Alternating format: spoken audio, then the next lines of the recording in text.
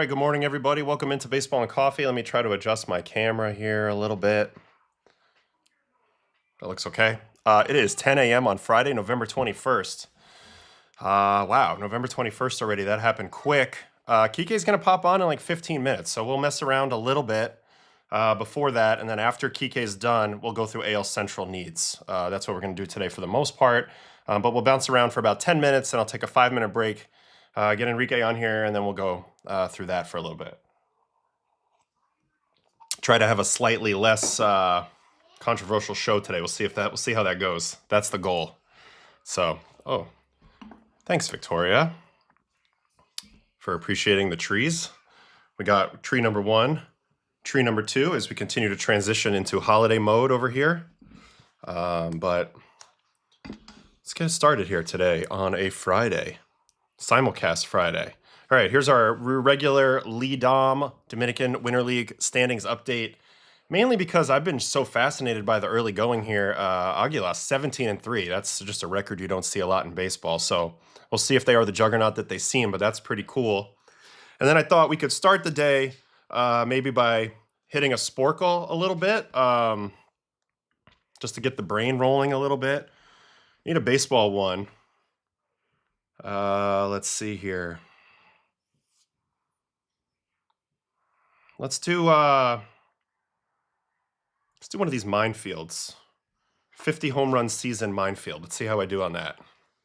All right. I'm sure some guys will be better than me at this, but all right, let's get started. All right, 50 home run guys. Bonds, Raleigh, Stanton, that's easy. Shohei. Maris, Luis Gonzalez, Babe Ruth, Ryan Howard, Jose Bautista, Chris Davis, A-Rod, Griffey, Pete Alonso, Big Mac, Prince Fielder for sure, Judge, Schwarber, Olsen. How many more do I need? 16 more? This is going to be tough. All right, who do I know for sure sit over 50 in this group? Big Papi? Yep, Sammy Sosa. Looking for some help in the chat here. I don't know if Manny ever hit a 50. I think Greg Vaughn might have randomly. I'm going to risk it all for Greg Vaughn right here. Well, first I know Mickey Mantle did it, so we'll put him in there.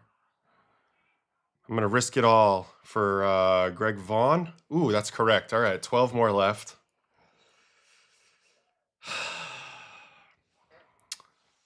Mays? Mays counts, yep. Hank Aaron, I don't believe ever hit 50. See, I think that's the tricky part of this question. All right, Jimmy Fox, we like from the chat, yep. What's the brewing coffee today? I have some Café Devoción. It's like a Women's Day special in here. I'm trying to remember the name of it. I have it in there, Mirasol or something. That's pretty good. Okay, Brady Anderson, Ralph Kiner. I already put Shohei in there, didn't I? But yeah, this is a couple shots of espresso. I don't know about Cecil Fielder. I'm not sure. I know Tulo didn't. This is tricky. I don't think Willie McCovey or Brooks Robinson or Hank Aaron. Let's try Teixeira. I lose. Dang it. All right. We did all right. We got 76% of them. Not bad. Can we try to let's try to retry that just because I'm curious about how do I hit play again? Replay. I'm curious if I'm pretty sure Hank Aaron never hit 50. Yeah, you click Hank Aaron, you lose right away. Tomei probably did. Good call. All right, well, that was our Sporkle for the day, and we can move on. Today is actually non-tender day, so you're going to see a lot of action today. There's been some early stuff, some early arbitration settling. Alex Jackson from the Orioles got sent over to the Twins. You see some teams that basically they come to the player ahead of the deadline today and they say, listen, we're going to non-tender you unless you want to work out a contract for a slightly less number that we're comfortable with before the deadline. And you see that from time to time. That happened yesterday. Connor Wong had a pre-tender deal yesterday. And then you see some teams that were probably going to non-tender, like Mauricio Dubon was probably going to get non-tendered because Houston's trying to slash a little payroll. he's a good player, but he's probably not, a stalwart in their lineup necessarily that they need going forward. So they go ahead and trade him to Nick Allen, who's making basically the league minimum, and that effectively works for both sides. The Braves they're comfortable with the Dubon salary for what they're going to have him doing, and Nick Allen goes back the other direction. Also, there was a couple official postings yesterday in Japan, Okamoto and Kona Takahashi. These are guys we knew that were getting posted, but they ended up getting posted yesterday. And so now you're going to see the Japanese guys. They have to go in the first month, otherwise that window closes. So we're going to see, some interesting stuff there with that. Now I am curious, since we're here, to go look at this Mauricio Dubon and Nick Allen situation. Because look, Dubon makes about 5 or 6 times as much money as Nick Allen for a similar skill set, except he plays more positions and he's a slightly better hitter. Now, he's not a great hitter, as you can see by his ex-WOBA. But, 241, 644 OPS, I still think is a lot better than what Nick Allen was throwing out there. Now, really quick, though, look at the defense. 99th percentile, 20 outs above average, kind of as a utility guy. So he's providing infield defense and outfield defense now for the Braves. I kind of like this move by Anthopoulos. I also just like the way Anthopoulos kind of works under the radar. You don't hear anything from the Braves, and then bam, a move just happens. All right, so here's Nick Allen. Nick Allen, valuable guy because he's 99th percentile on fielding. But yeah, definitely a worse hitter than Dubon. 535 OPS. Pretty tough sell to have him playing every day if he can't get closer to 600 OPS. But anyway, that was the swap. That was kind of interesting. You see some of that, this time of year. Basically, contracts not matching up, looking for replacements in different lanes. And yeah, AA is always sneaky with his moves. And you know what? I can appreciate that. Seems to be very convicted on what he did. He also signed back Raciel Iglesias yesterday. One of my favorite pitchers, probably. I've talked about this before. Probably the pitcher I was the most jealous of as my career progressed. I just felt like in a different trajectory, I could have been as good as this guy, but he was just better than me.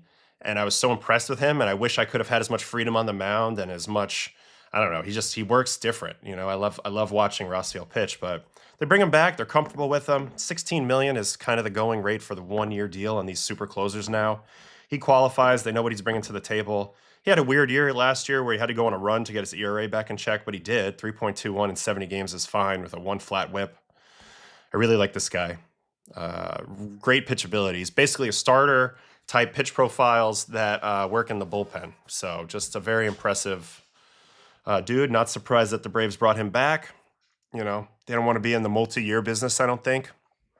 But yeah, pretty dang good. Iglesias has never been an all-star, which seems crazy. Yeah, join the club. Many-time snub of all-star Raciel Iglesias, which is crazy for me to say. He's never been an all-star? I find that hard to believe. He's that good, so let's do a double check on that. Yeah, wow, 0 stars in that column. You're right. That's unbelievable. With a career 2.9 in 600 games. Had some big save years too, right? Had a 34 twice, 3 times, 334 save years. So, I don't know. Just a big fan of this guy. I'm a big fan of the way AA kind of works over there in Atlanta, honestly. I mean, we'll see how it all works out, but largely in our NL East off-season primer that we did the other day, I said if I was the Braves, I'd largely run it back, just make a few moves. I believe that they have too much talent to stink like they did last year. That's my personal opinion. But we'll see. We'll see how it plays out. Yeah, Mitch, that was a lot of blue on both of those hitting profiles from Dubon and Allen. Not good.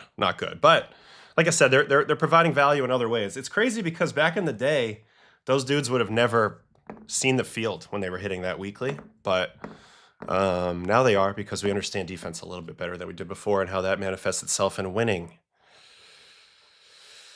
All right, what else we got here? This is another good question. Seager getting traded. That's been speculated since yesterday. I don't have a lot of time because I gotta hop off here in a minute before I get Kiké going here. But real quick, I mean, only 380 at bats and he puts up 6.2 WAR. I mean, dude, every team should want this guy. I know he's making a lot of money, but he's been incredible. I mean, look, when's the last time he didn't hit? I guess his first year in Texas, 2022, with the 772 OPS. So that's as bad as it can get. Still 3.8 WAR player. Other than that, he's been absolutely stellar. World Series winning year, 23 with 1,000 OPS. Last year, 864. This year, 860. I mentioned he had 900s before that. He's just a great player. I think every team should be in on him. I wouldn't be surprised to see the Yankees in on him if they're serious about moving him. Maybe the Dodgers jump back in there. I don't know. Then you'd have to maybe move Mookie back out. I don't see that necessarily happening, but I don't know. I mean, let's look at these percentile rankings on Cory Seager. What a freaking stud. What a stud. And I remember I got him out one time on something that made no sense. So I'm going to pop that up real quick here. This is going to be funny to see. Texas versus the Mets. This was a day game. I want to say 2022. Yeah, it's this one. All right, Cory Seager lines out sharply to center on the first pitch. He hit this ball 105.8 at 22, and it goes absolutely nowhere because of some sort of weird spin off the bat. Look at this ball, just kind of dies right to my guy Nims. I mean, he's looking at the exit velo right here, thinking, man, I smacked that ball. I was thinking, man, he smacked that ball. And yet I got a one pitch out, which was kind of funny. But I wonder if I had a reaction watching this ball.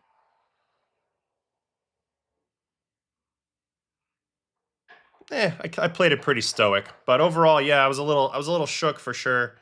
He's a tough at bat. He also whacked a homer off me in Vince Scully's last day with the Dodgers. Actually tied the game. Dodgers ended up clinching that day. Later in the day on a Charlie Culberson home run off Boone Logan. That was one of the loudest crowds I ever heard, but I gave up that. I had 2 outs, nobody on, gave up a home run to Seager. They tied it up, and yeah, the sound went right through my whole body. So anyway, that was an interesting little detour to basically tell you I think Cory Seager's the man, and every team, if he is on the block that can afford him, should be in on him. You know, that's kind of the way I look at it. All right, let's take a little break, and we're going to get Kiké in here in a few minutes. And then we'll go through some stuff with Kiké, and after that, we'll attack the AL Central.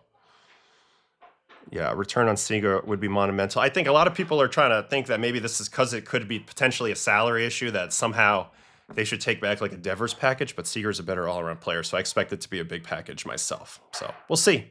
We'll see. All right, I'm going to step away. When I come back, I'll have the triple champ, Kiké Hernández. All right, see you guys in a bit.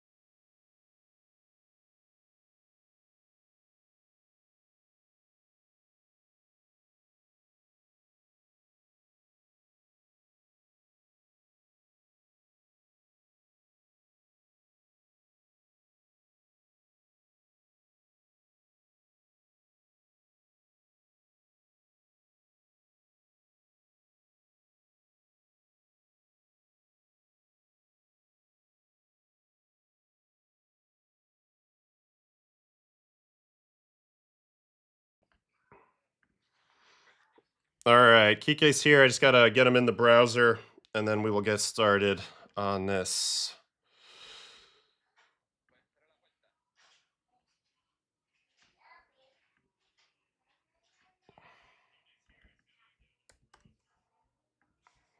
All right, here we go. There he is. What's up, buddy? What's going on? How you doing? Doing great. Having a little coffee. Oh, I see you're rocking the beanie. I love it. I love it. Yes, Beautiful. sir. Swag back came in last night. Oh, it's outstanding. How's the elbow feeling? A couple days out of surgery. I mean, it's better than I thought it was gonna feel, but that's because the first 3 days were completely miserable, and I was strongly depending on the pills. But last 3 days we've gone without painkillers, grinded them out, and we're doing better. Just burn and just itchy, itchy. First time I've ever had a cast in my life. So. What did they actually do in there? They didn't do a Tommy John, right? They did like a cleanup. Yeah, they didn't want to touch my UCL. They didn't check it this time around. In July, there was a tear there, but Dr. Alatrash was like, "I'm not going to worry about your UCL because it's your bottom arm, and you don't put a lot of stress in it when you swing." So he's like, "I'm not going to let you miss a full year of baseball for your non-throwing arm." So they went in thinking it was going to be an extensor release, and when they went in, they realized that I had torn that thing completely off the bone. So it turned out to be an extensive repair. So I'll be out for like a month or two next year. Yeah, so And I saw your post. Obviously, no WBC. That's got to be a little disappointing. yeah, that was devastating. So when I went in for my post World Series MRI, like my exit physical, the MRI showed kind of the same as the MRI in July as far as like the damage, but it was hard to tell because it looked like a weather forecast. It was so white. There was so much swelling that it was super white.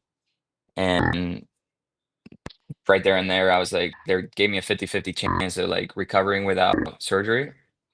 And of course, that was my decision. I was torn because I didn't know what to do.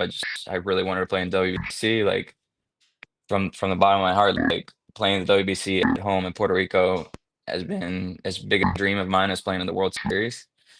And I played two WBCs and I never got the chance to play in Puerto Rico. And this time around, we brought it back to Puerto Rico. So that was like, man, I don't know what to do. And I was like, Doc, I'm gonna need a couple of days to think about it. I'm hopefully my family can make a decision for me. And sure enough, yeah, I talked to my wife, I talked to my parents, and then I talked to my agents, and I let them decide. And as you remember in boxing, when I hurt my core, I played a couple more years after that, like that, not knowing that I needed surgery. And I ended up getting surgery 3 seasons after the fact. So they were like, "You're not doing this again." And Yeah. I mean, going into the surgery, it was like a week between MRI and surgery day, and I was like second guessing myself. I was like, man, every day that goes by, I feel better and better. I don't know if I'm making the right decision. I think I might be screwing it up by getting surgery. Sure enough, as soon as he went in, I needed the surgery, and I'm glad I did it. Are you hearing a frog noise? Everybody in my chat saying they're hearing a frog noise. A frog noise. Yeah, I think there's something weird with the audio. I don't know, but we'll try to push through it. Do you remember? I don't have a frog inside my house, I promise you. Yeah, I don't know. Something's going on with the audio on your end, but it can hear it. I can hear you mostly, so it's fine. Do you remember what play you hurt yourself on? I remember when we were texting, you were saying you dove for a ball like super far away. Yeah, so I hurt myself in May Yeah. 28th at home plate.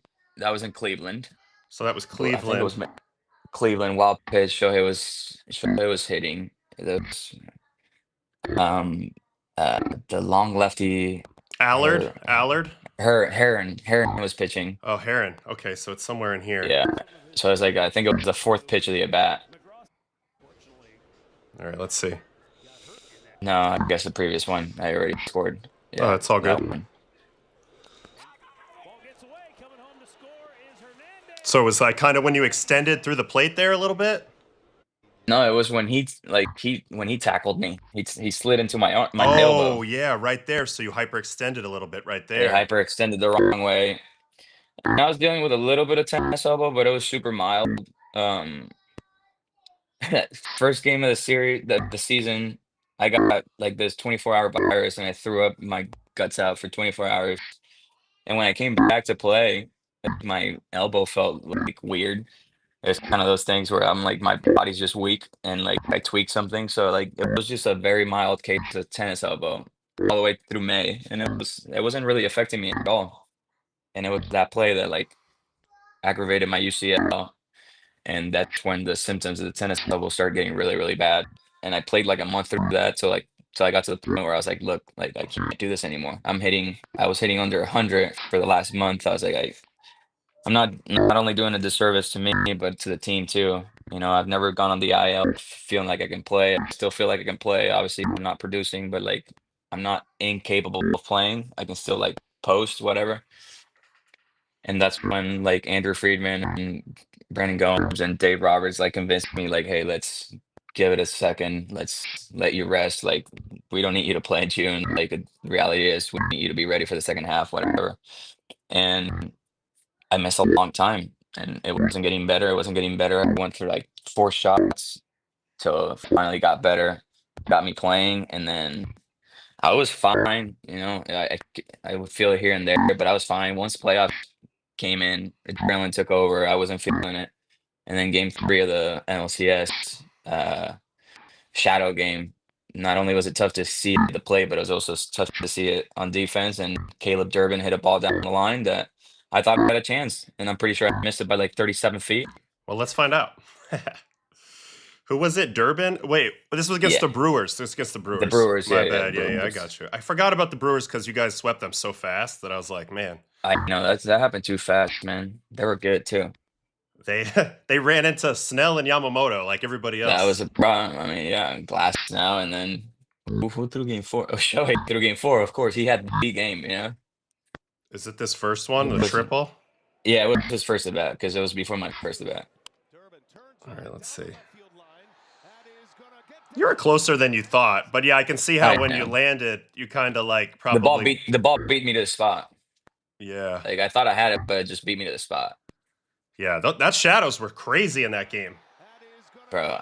I mean, not only were they crazy, but we had 2 giraffes pitching for both teams. We had Glass now and they had Mercer, both throwing 1,000 with like 20 feet of extension, and you can't see the ball. Yeah, that was crazy. Between Glasnow and Sanchez, that was I called it before the game because I've been at Dodger Stadium in bad shadows and it's awful because it's so bright in center and so Yes, dark right on yes, top of home plate. Like it's a huge yeah. contrast. It's No, insane. yeah. I mean, Mercer was throwing black objects. They were just a black, somewhat of a ball. Sometimes that shit would move so much that like it didn't even look like a ball. But that was a tough one. But anyway, when I got back, it felt weird, and I was like, "Why is like my elbow feels weird?" And I was wearing sleeves, and I got back in the dugout. And when I got back in the dugout, I rolled down my sleeves, and I was like bruised here, which I was like, I landed on it. I get it. I bruised. I bruise easily sometimes, but then I was bruised up here too, and I was like, that might not be good. Why am I bruised up here? Also, look at my accessories to my where's the camera? Oh baby, look at that. Some Is some that people signed is that some people signed their cast, some people get like frozen band-aids. yeah, I was gonna say, did she decorate that like the makeover you got the other day? Basically, yeah. She loves her band-aids when she gets an ouchie, and I have a pretty big ouchie, so she wanted to put a band-aid on there. No, that's awesome. That's the best. Girls are the best. I'm the same way. Yeah, they are. They come take care of me every time. So it's beautiful. Yeah. So I was thinking about it. The first time that we actually met in person was because we both ended up in an apartment complex that we had no idea where we were staying in Fort Myers. Turned out to be across the street from a jail. Yep. True story. True story. And it was my fault because I was the one who kind of convinced you guys to go there because we were getting help on finding a place to go. And we were working with some people that were helping us. We just looking for a new place. And then you were convinced, like, oh, if Ottavino's staying there, it might be nice. So you guys end up showing up. And I remember thinking, oh, man, I feel terrible. I remember your daughter was really little at the time. It was a little Yeah, bit of a sketchy she was like situation. 2 weeks old. Yeah. And then we had that incident where like there was like that fight in that apartment. Oh, my God. That was scary. Yeah, the whole apartment complex thought somebody was dying. But yeah, I mean, those were good times. That was a good year. I had a lot. That was one of the funnest years for me in baseball. Me too. That was an electric season. It really was. Yeah.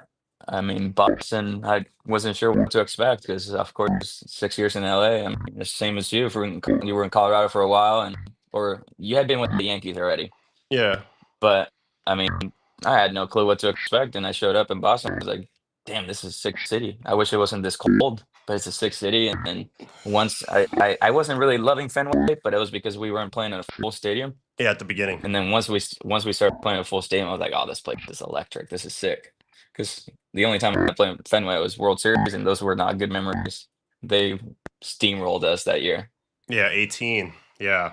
Hmm. That was crazy because like we weren't supposed to be good that year.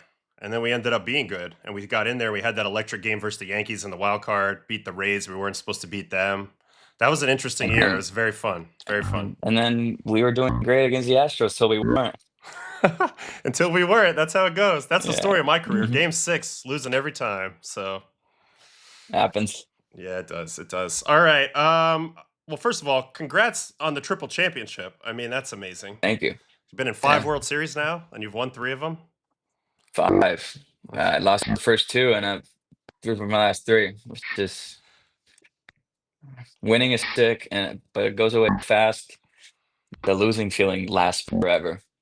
Yeah, no doubt. I mean, this World Series was obviously you played in it, so you have a feeling, but this one was insane.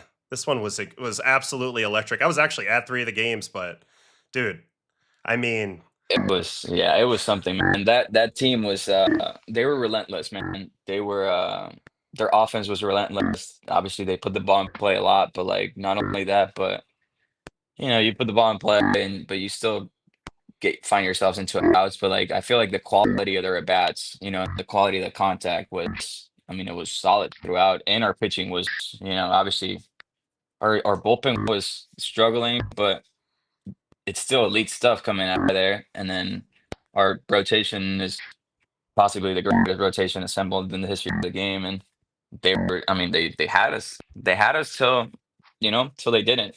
yeah. But it was, I think people are going to be talking about this one for a long time. Yeah, I thought their offense did a great job versus Snell, Glasnow, and even Shohei to some extent. It was really just Yoshi who was Well, able to stay yeah, one step ahead, you know? I mean, Shohei started 2 games. They scored 3 runs both times against Show. Um, Snell, the big game 1 was a big homer by Varsho, 3-run homer. Um, Yoshinobu was just he put on his superhero cape the whole postseason, and he did what he obviously the rest is history. But like their whole thing was it was incredible, man. That place was a lot of fun to play in too. Yeah, now I that haven't played that we're many games there. that place was sick, loud, super loud, and they just renovated Yeah, it, so it's a lot nicer inside now. That it that was. visiting clubhouse is unbelievable. Yeah. But now that we're talking about it, I am curious a little bit on a little insight about Yamamoto. Really, I mean, look, he came out on 0 days rest and sacked up for everybody. 2 1/3 on the final day. Game 7 was warming up after a complete game shutout in LA. Famously, doesn't really lift weights. Has his own routine. Has his own trainer. I'm just curious, like watching him go about his business the first 2 years. Like, what's the most impressive part? Is it like a discipline thing? Is it like a mental game thing, or is it like just basically his training style? For me, I think you know, like people forget. Like obviously, you come from a people knew his name, but like people didn't really know who he was, and like there was a lot of criticism about behind the fact of a guy getting $325 million before throwing a single pitch in the league. And like people forget how like young he was. He came in at like 24, and like 24 is not that old in baseball. Like that is very young. That is very like, people can be very raw at 24 years old. And like he came in and like the one thing that people don't talk about about coming into our locker room, it could be an intimidating locker room to come into, bro. Like Got there's stars. just there's just name after name. I'm like, I think I'm the only one in that locker room. Like, probably me and Miggy Rowe. That we're the only two that haven't been all stars.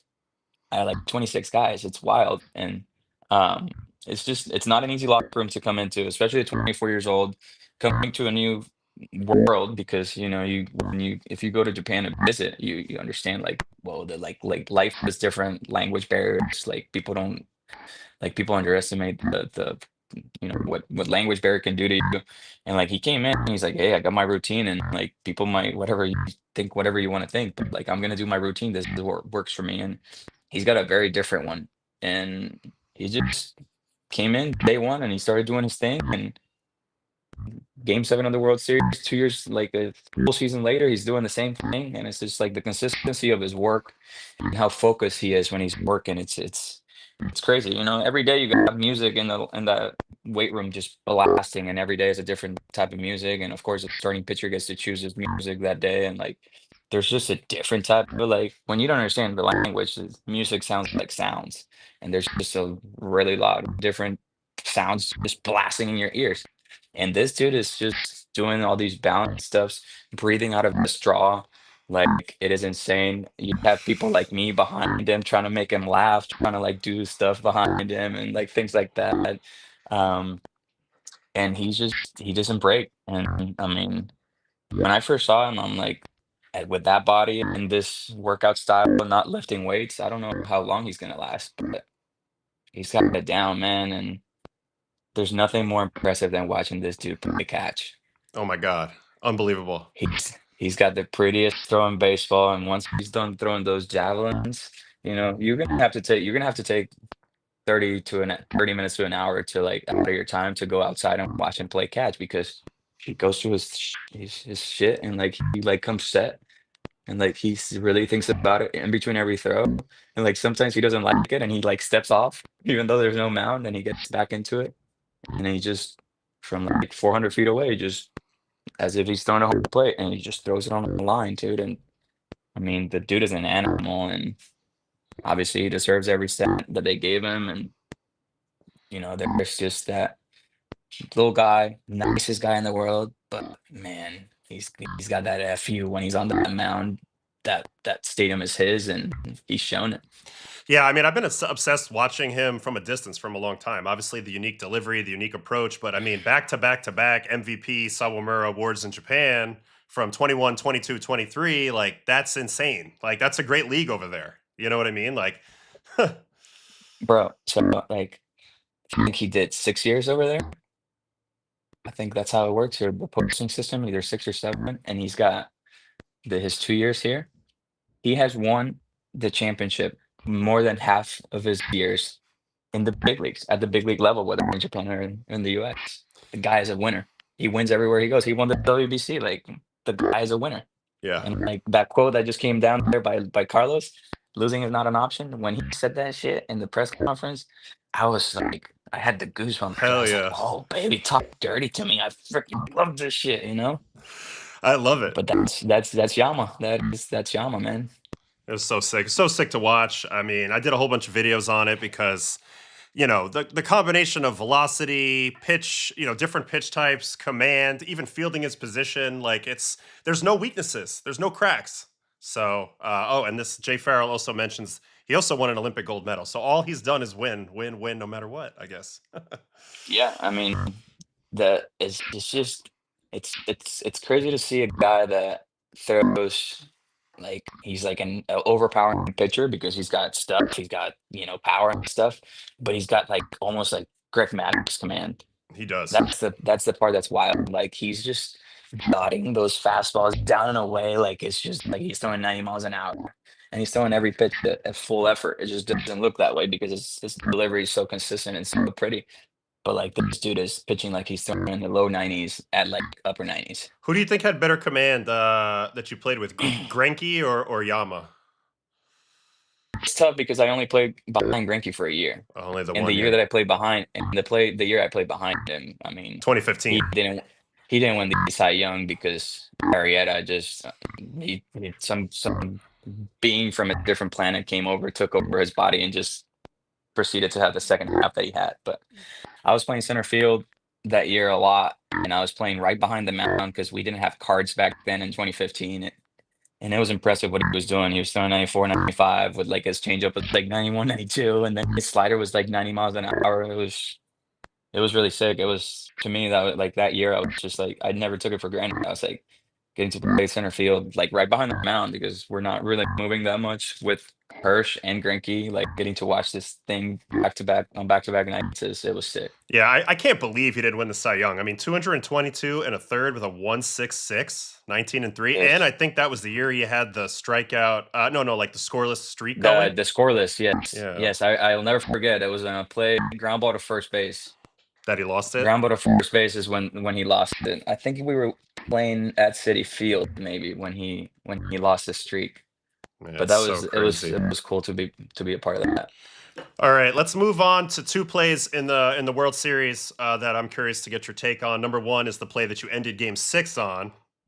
Mhm. I'll show the broadcast and I'll show the high home because were you playing shallow on your own here? Yeah. I mean, the card had me playing shallow, but after the game, I asked Dino Evil, like he's in charge of the outfielders. I was like, hey, bro, like I banged the card, and I was like, played. I said, I'm gonna. I thought to myself, I was like, I gotta be willing to answer some tough questions after this game if I get a ball over my head because I'm basically telling the front office, screw you. I'm gonna play where I think I'm gonna play, Yeah, and if it doesn't work out, then well, that was the end of me as a Dodger. But like I cannot let. I got to put myself in a position to where if a ball gets hit in front of me, I keep the runner that's at second, at third, but I'm also in a good position where I don't have to go for it with a throw to home plate. I can make a strong low throw and keep the batter runner at first because he's the winning run. So I yeah. said, "Fuck it, I'm gonna play in," and then I turned out to be 7 feet in front of where they wanted me to play. I love your baseball instincts here because you're right. Look, it's Jimenez. He's probably not going to burn you here with a ball over your head. More than likely, he's looking to make a little contact, spray it the other way, drive these runs in with a single. So I think you played it perfectly, honestly. I mean, obviously you did. To me was like if you go back to when Glass is on his like when he's coming set like with Glass now on the mound and well high home like to me Glass now is heater like his extension, but look how big that gap, that hole between shortstop and third base is. Yeah, massive. You could drive a truck through Every this thing. scenario every scenario that was in my head, it was never a fly like a ball in the air. Every scenario that I ran and through in my head before this pitch was like he's gonna hit a ball in between short and third. Yeah, you're It seeing was that like gap it, right in front it, of you. it looks massive. Like Glass is, his shit plays up a lot, so guys tend to be late. He's coming out of the pen, so he's probably gonna be 1 or 2 miles per hour harder. Like I was just like, I need a ground ball. I need to keep him at third because Barger at second base is fast, and Jimenez is fast at home plate. I was like, I need to be able to not let those guys get more than 90 feet. And luckily for me, the crowd went a little quiet right as like when at release, and it got quiet enough to where I could hear the bat break, and I was able to get that read. And then in left field, I'm just playing shortstop or third base out there, and I have the whole field in front of me, and I don't even have to like really look at where the runners are to like feel where they're at. And I felt like he got a big lead at second base, and I gave a quick short throw. I try to make a better throw, but I gave him a decent enough throw. I think if he goes as a first baseman and he like steps into like me, he might not have such a hard pick, but he caught it. We won. That's all that He's matters. he's got those monos, man. He really does. And Yeah, he does. one thing that was very telling to me on this play is if you watch the mechanics of everybody else on the field, everybody else thought this ball was a hit off the bat. Like literally, Muncy goes to line up to home. Uh, literally, Glasnow's starting to run back to backpedal to get behind home. Like obviously, they had a little confusion on the base paths, so you made it look easy because your jump was so good and your positioning was so good. But definitely off the bat, this ball read like a hit to most of the people on the field. Which I thought was interesting to see. Like not even just the base runner, like even some of the fielders on the Dodgers as well. So I Yeah. don't know, just a No, great. sometimes I don't believe analytics because it said it had 40% catch probability. I'm like, bro, like that ball not only did I catch it in the air without sliding, but I caught it up here. Like, how is that 40% chance? You're telling me 60% of the chance that ball, 60% of the time that ball drops? Yeah, it's BS. It's just a combination of exit velocity and launch angle. Like all the exit velocity and launch angles in general, like it takes out. Baseball Savant doesn't use direction, so it's just like this ball could be in the gap. It could be, you could be playing deep or whatever, and that's kind of why it probably grades it that way. But yeah, they got to work on that catch probability stuff. It's not Yeah. ideal. All right, and then the second one obviously is the play where you get tackled by Pajes, and I've maintained, and I know you maintain as well, that you were catching this ball, but this ball Yeah. was in the air for an awful long time, and Luckily. man, and you see Yoshi's reaction, of course, was like a little bit like praying for this ball to come down in a glove. But you were also playing in here as well, a little shallow here. I was playing about normal, but the problem was the location of the pitch. Like obviously, like me as a defender, and like I'm not the fastest guy. Like I depend on reading swings, and like the pitch from left field looked like it was gonna bounce. It almost bounced. Yeah, And like Ernie has this like not weird swing, but he's got like this swing where like almost like he's so short to the ball that it almost looks like he's like half swinging every time. yeah, he's got no And load. I He had just kind of goes pop. y- Yeah, right, and I had he probably dropped 7 balls in front of me this series, and like I saw the pitch and I thought that it was like a off the end bloop, so like I took like a half false step in, and then I rapidly realized, oh shit, I gotta go for this ball. But like, I mean, I ran and I ran forever, and I realized that the ball was enough towards the gap where I wasn't gonna run into the wall.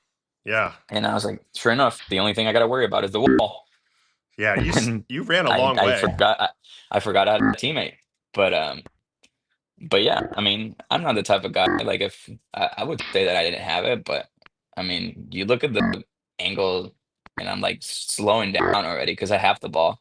I'm just getting in a position to like Yeah, it's a I'm basket gonna have catch. to I'm Yeah, gonna have to Willie Mays it. I'm just trying to get in a better enough angle to where like the basket catch is gonna be somewhat comfortable. And Bias took me out, but like I went down. He didn't hit me that hard. I just went down because both my feet were kind of off the ground because I'm like trying to slow down and yeah, time the ball, and like both of my feet were kind of off the ground, and that's why like I went flying. And yeah. of course I thought we lost the game, so I'm just So that's what you're doing depressed. here. You're on the ground like crap. We lost. Yeah, you've been on the like I'm sure like you're on the mound, like things like that happen, like it feels like an eternity and so many things go through your head. Like one of the first things that came to my head was this is how the World Series ended, and this video is gonna show up like it's gonna be replayed forever. And we lost the World Series, meanwhile I got tackled, and this video is just gonna show forever. And I was just very sad at the moment. Yeah. And I went into a deep depression for like 10 seconds there. So Paez was like, "Hey, bro, are you all right?" I was like, "Yeah, did you catch it?" He's like, "Yeah." I was like, "Oh, fuck yeah! What am I doing here then?" Dude, that was crazy, man. I mean, it's awesome. I mean, I actually thought it was a great job by Dave, to be honest, continuing to manage in that spot.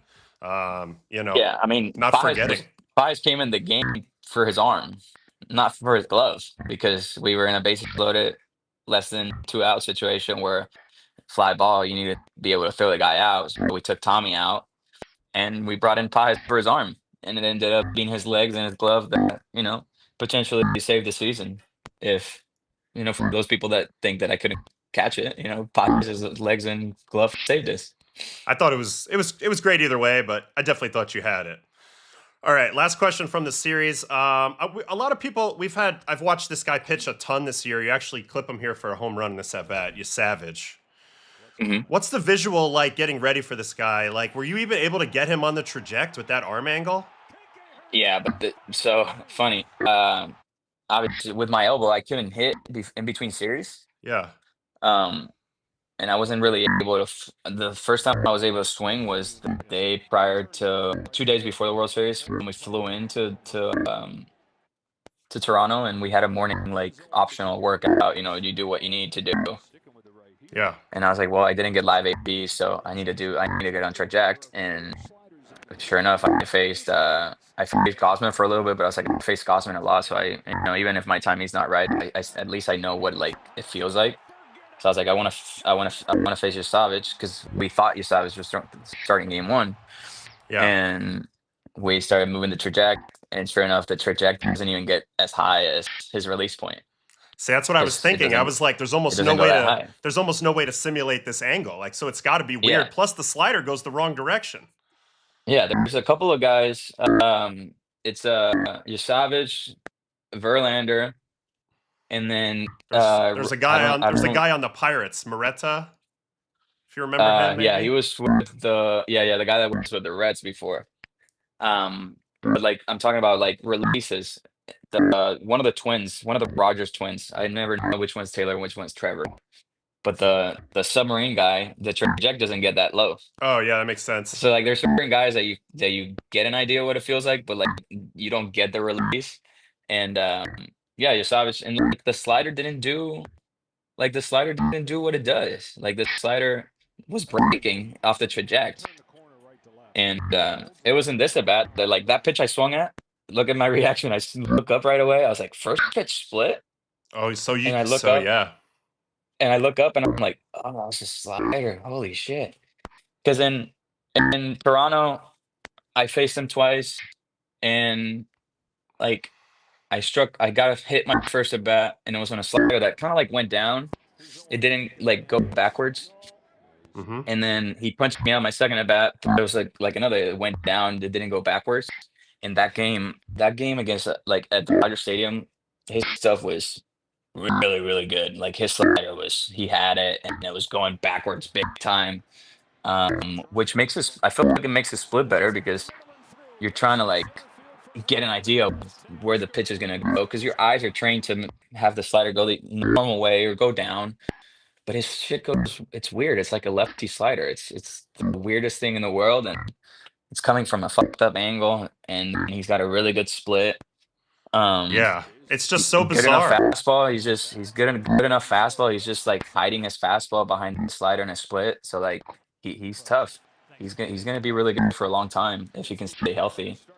Yeah, Um, on this stream, I kept just trying to explain to people that, look, like, nobody's really seen this guy yet. It's unique, and that's part of the problem. Like, you just don't see this arm angle. You don't see the break on this slider, and he's got the split that's like a low spin version, like kind of going the same direction but different. yeah. Like, it's just a unique look. So it was so effective to be able to deploy that come playoff time when nobody has any read on him yet. You know? Yeah. So one other thing I told the guys in the meeting before game five, I was like, I felt like I was like, obviously it was game one, and we hadn't hit for a while, and I wasn't facing live pitching, but like I was like, his arm looks long, but he's like at home plate. I was kind of waiting for his long arm action, but he's got a long arm, but it's like quick, and I was like, that kind of got me off, like a little bit, like, oh shit, should I start it this time or should I start it this time? So it's just there's a lot of things that he does that make him unique, and of course he's on like the far first base side. Like there's so many things that make him unique, and I always say that like first time that a pitcher is facing a team, it's an advantage pitcher, but Huge. like his stuff is so unique that like you don't. It's not like you get used to it because you get used to guys like when you find the release point or whatever. But like it's like I said, like your eyes are so trained to like pick up the baseball and like you see spin and you're used to like the ball going this way. But his shit just either goes down or like legit goes the other way. It's the weirdest thing ever. Yeah, totally, totally. I mean, I kind of love his approach because everybody's trying to go upshoot to the top of the zone, kind of uphill, and he's just like, no, I'm Hmm. going straight downhill with everything. So I don't know. Yeah. Maybe we'll see more people try to copy this style a little bit as we go. How do you teach the backwards slider? I don't know how you teach a backward slider. You got to go short stride though for sure, and hike the arm up Yeah. like Yeah. hook You just throw shot. behind your. Yeah. I know the new Japanese guy Amai that's coming over now. He's got a little bit of a reverse slider as well, so I'm curious to watch how that plays. Maybe this is a new pitch. Maybe this is the new thing that pops this year. Is guys throwing reverse sliders? I don't know. Yeah. Like that Moretta guy. He's been DFA by a few teams, but I think he's nasty, bro. He had one run 2 years ago where he was shoving for the Pirates, I believe, and a lot of people Like were he like, throws mid 90s "Yeah, with a very unique slider. Like you got like show him one more pitch or something that like he's gonna be. I think he's gonna be really effective. But I'm sure some team's gonna figure him out. yeah." I mean, that's the whole league now. 95 with some sort of wrinkle, right? So And he brings the entertainment because he's got all these kind of celebrations and shit. Like I think it's entertaining. yeah, yeah. I want to watch you pitch for a second. I mean, you had the legendary helmet that you were Hmm. rocking on the mound this year. I have a list of your game log from this year. I feel like, Yeah. are you just like the guy that you're like, you know what? I'm pitching all the extra innings that you guys need, and I see that even 4 of these games you won. So you're basically closing out wins, which is a little unique. Yeah, so the only pitching appearance I had for a very long time did not go my way. It was, Trevor Plouffe loves to talk about this, but he walked me off. I became the first position player in the history of this game to give up a walk-off homer. Um, Second player in the history of the game to go 0 for 7 at the plate and lose the game on the mound. Me and Babe Ruth, no big deal, humble brag, you know.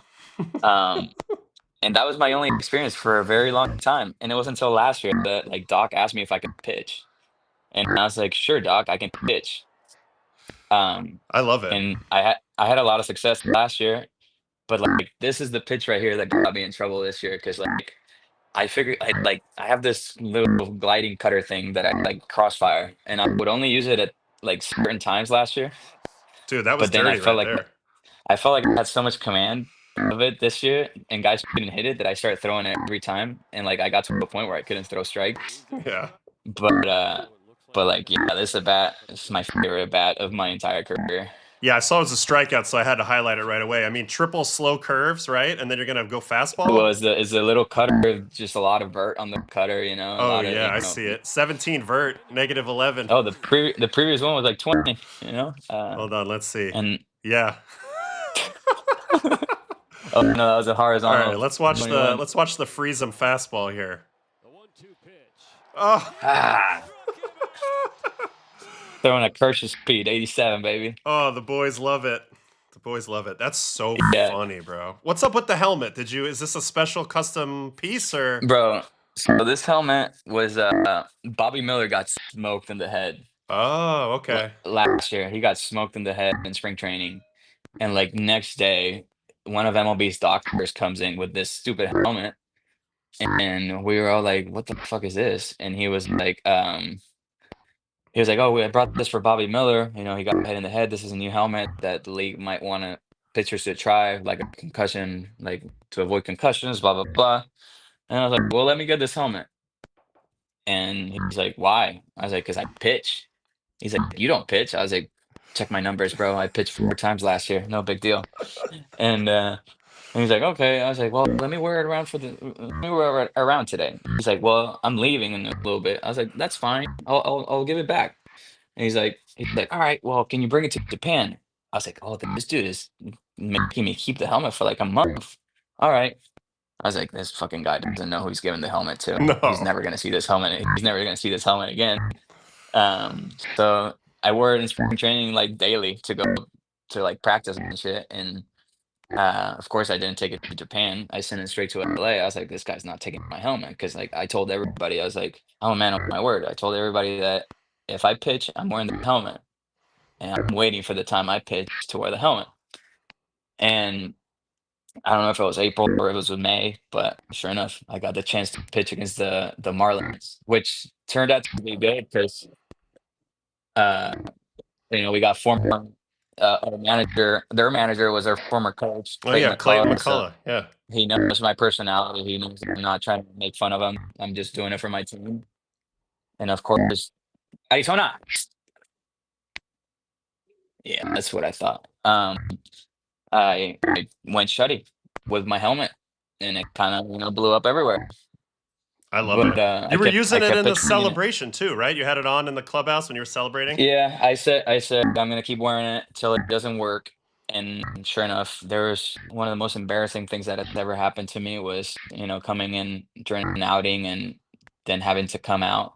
It was that same Giants outing, I think, that I gave it up on the strikeout because after the strikeout, I threw hard and like my adrenaline was so insane because bro, the whole stadium was chanting my name Yeah. and I'm on the mound and I'm trying to slow my arm down Oh yeah, you had a and couple walks in a row and then you give up this I grand can't. Well, slam. yeah, the freaking umpire was squeezing me, and I gave it up. And like Doc had no choice but to like bring in a pitcher to close out the game, and I had to walk into the dugout. Good, I got taken out. It was embarrassing, Yeah. so I stopped wearing the helmet. And then I always said if we win the World Series, I'm going to celebrate with it. And the freaking see, that's a strike. Look Dude, at my reaction, this bro. pitch looked good. Oh, Ah, I don't know. ABS. That's why we need ABS, bro. Smitty didn't do a great job, honestly, but Well, you know, it's hard to frame 56. yeah, it's true. It's true. That's But yeah, hilarious, bro. I was so embarrassed having to walk in the dugout after being taken out on the mound and watch the last out of the game from the dugout. Yeah. But yeah, and the Hall of Fame was trying to get the helmet from me after the World Series, and I was like, "Sorry, Hall of Fame, I'll never be in there, but this helmet goes in my house. I'm not letting you take this helmet from me." Oh yeah, that's a So that's a it's a one of display. one. Yeah, it's a one of one display piece now. Can't give that up. Yeah. If anything, I'm gonna give it to Topps, make a lot of money out of trading cards, but Mm, not to the Hall of Fame. good point. Good point. All right, last thing. This came from my Discord channel yesterday. They just want to relive a little bit of you in the banana suit and a little bit of the story here. Is it true that Andrew Friedman paid your fine? Did you get fined for this? I ended up getting a warning, not a fine. Okay. But yeah, I mean, I was a rook. I was basically a rookie. I had like a year of service time, but like on that team, that's like having 2 days in the big leagues. Yeah. Were you nervous doing And this? You look like you're a little I like, should was I be doing well, this? yeah, I look at my face, look at my smirk. I kept looking at Don Mattingly like this guy is gonna send me down instantly. I was so scared of Don Mattingly because I'm like, bro, I'm wearing a fucking banana hoodie in the dugout. Yeah, Um, that dude. was it was a long ass game. I was hurt, you know, as superstitious people that we are as baseball players, you try to rally things and they don't work. So the 14th inning, I went and I threw that banana hoodie on in the locker room, and he came in the locker room. And he's like, "What are you doing here?" I was like, "Trying to will my team to a win, but like obviously I can't wear this down there." He's like, "No, you can." I was like, "What do you mean I can?" He's like, "You can." I was like, "Bro, I'm gonna get fined." He goes, "If you get fined, I'll pay your fine. If somebody says anything, tell them I sent you." That's And badass. I was like, "Yes, sir." Sure enough, I went in the dugout, but then I went in the dugout. I was fucking freaking out. I was like, "Fuck, I'm gonna get in so much trouble. People are gonna say whatever, blah blah blah." But we won the game, bro. We won the game in that inning. It worked. Who were the intimidating vets before you knew them? Like when you first got up there? I mean, we had Andre Ether, who, Ether, after he retired, he went into anger management classes, and he's all mellowed out now. Aegon, Uh, Aegon. yeah, I mean, we had Adrian, we had Jimmy Oh Rollins, yeah, Chase Utley was on the team by that time. yeah. Um, we had Paul Crawford. I mean, the whole team was veteran guys. We had AJ Ellis. Mark Ellis That's too, his name. right? No, Mark wasn't there. He's I think gone. Mark was there the previous year, maybe. Yeah, But like, it was more about like, I know who I am, my personality, but like at the same time, like I don't like at that time I felt like that was borderline disrespecting the game, and I was kind of doing what I wanted to do, and I've never wanted to come off that way, even though I always do what I want, not in yeah, a disrespecting way. I still respect the game immensely, and I was just like, "Fuck, I'm not very insecure. Like I don't get embarrassed at all, but like these are both. I'm like, I'm not that sure that I'm doing the right thing. I'm probably crossing the line here, and I'm embarrassed right now. But we won the game. yeah. Things are always viewed differently when you're younger, when you're older, and have a little more dirt under your cleats. I mean, Tommy Kahnle as a Totally. rookie was received a little differently than Tommy Kahnle as a veteran. I'll tell you that. Yeah, for sure. I mean, this is me as a rookie, like going back to being a veteran, 10 plus years in the league. Game three of the World Series, 18 inning game. I'm feeding people I have a massive steak in my hand, and I am feeding people steak in the In the dugout because I dugout. came out of the game. Because I came out of the game, I'm feeding people out of my hand with a massive steak. I fed like 6 people with a steak. Oh, that's Like, amazing. things are different when you're a rookie and when you're a vet, but Totally. that's how life works. Yeah, that is how life works. All right, man. Well, thanks for coming on. Thanks for hanging out. That was great. We got a little insight. I wish you nothing but the best this offseason. Speedy recovery. Hopefully, you get signed with wherever you want for as much as you want and get the opportunity you Or if want. I sign, yeah. If you sign or whatever you're gonna do, who knows? These free agencies, as a lot of people don't realize, are not always the most fun. Not always the most fun times. That's me the last 3, 4 years, but Yeah. as long as the game's still there, we'll take it. All right. Well, you're the best, man. I appreciate it so much. Thank you, bro. And Appreciate all you. right. Peace, brother. I'll get you out of here. See ya. All right. See you, buddy. All right. That was Kiké. He was great. That was fantastic. He's always the best, obviously. just one of the best personalities in the game. I think the sound thing, we got a little more used to it as time went on. But yeah, that was a little froggy action going on there earlier. But no, he's great. He's great. He's the man. So, all right, we're going to do AL Central needs next, which definitely won't be as long as NL East needs. But I'm going to take a 2-minute break to make another coffee, and then I'll pop back up on here, and we'll get going on the AL Central. Thanks for everybody for hanging out today on Baseball and Coffee. We'll be back in a minute.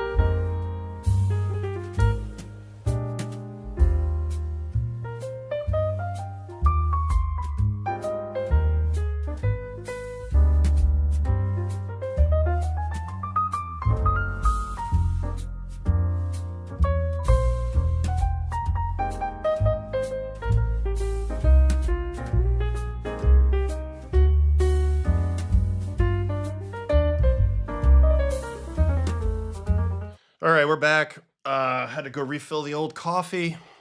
And I don't know if anybody knows any information if that frog noise is possible to be edited out. Probably, because that's unfortunate. I thought that was a pretty good conversation.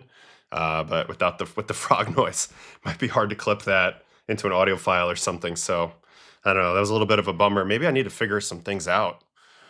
Man, I have a little trouble at times with the audio or the visuals of the guests, but gonna keep bringing them in because I really like talking to these dudes, and I think it's pretty fun.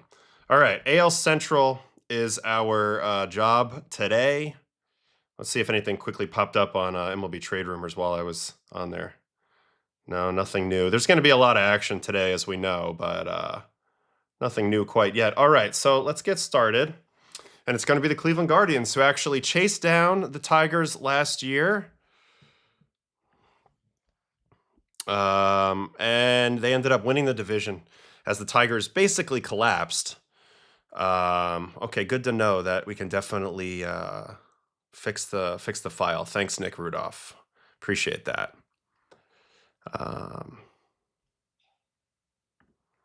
don't know. For playoff previews, we had big crowds. I had 300 people in my stream one day, which was crazy. But anyway, all right, let's get started. AL Central. This is a very interesting division because there's no big dog spending team. Now, yes, the White Sox exist, but they are not necessarily what you would think of as the big dog spending team, right? So anyway, Guardians, they've been kind of they've been the best team in this division for a while. They ended up winning it by 1 game last year, and then they go on to play the Tigers in the postseason and lose.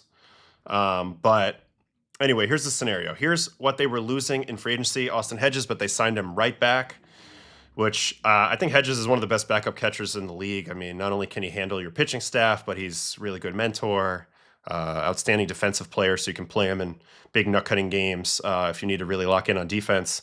Also, Colby Allard, Jacob Junis, Ben Lively, Lane Thomas, and John Means, interestingly.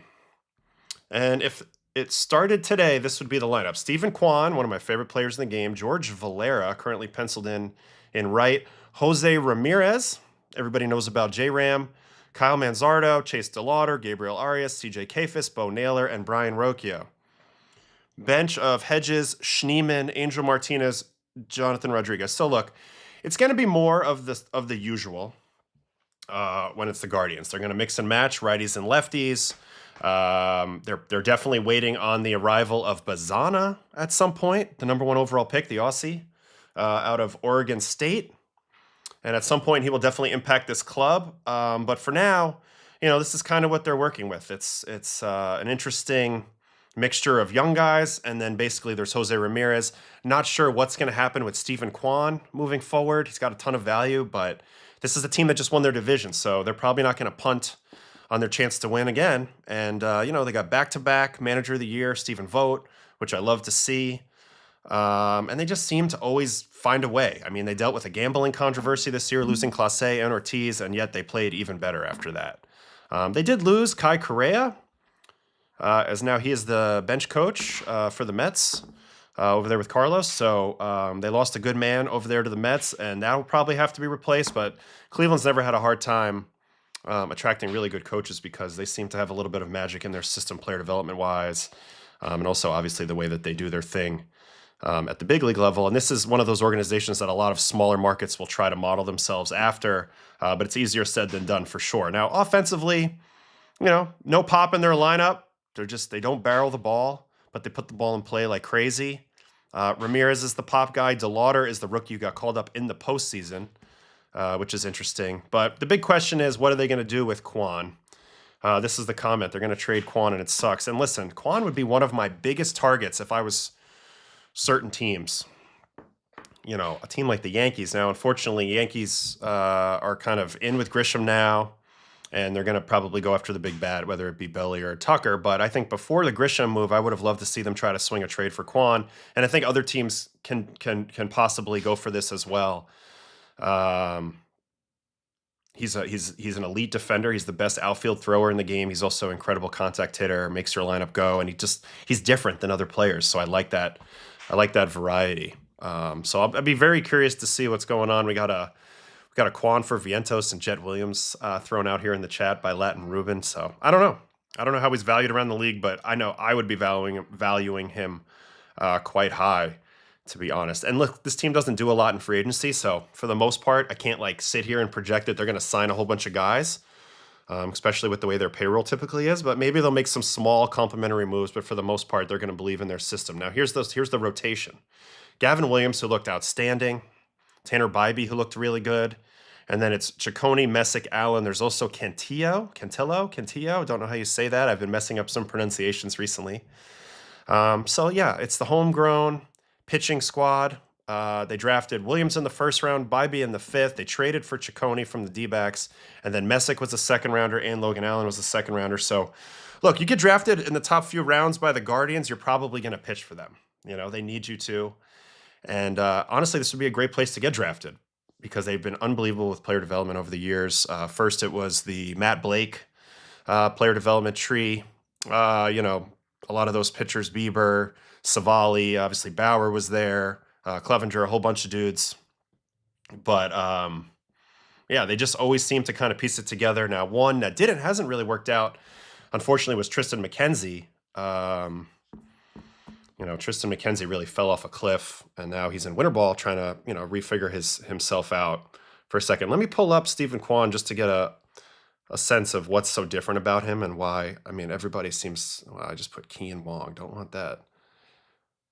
That is a different Wonger than I thought. We need Kwan. I keep typing wrong because I have this baby keyboard. There it is, Stephen Kwan. All right, so you see, it's a weird profile because you look at the exit velo, the barrels, the hard hit, the bat speed. none of that's really there, but it doesn't take away from his effectiveness. Expected batting average of 274. For his career, he's a 281 hitter. He's over 700 OPS, which is pretty good for a contact guy. And, people are going to hate on guys like this when it's like in a rise because he has no defensive value. But look at Kwan's defensive value, 90th percentile in outs above average, 100th percentile in arm value. I love him. And I think other teams probably love him too, even though the OPS doesn't scream superstar. To me, he's a star player. So I'd be curious to see what they do with him. That is, if they get a package back for him, it's going to affect their whole roster. And we'll see how that goes. But anyway, the starting pitching, I don't think they're going to make any additions unless they're, complementary pieces. And then the bullpen, look, the bullpen has been good for a really long time. Even without Clase, Cade Smith is elite. Gaddis. I think Gaddis came back to earth a little bit this year, correct? Let's go look at Hunter Gaddis.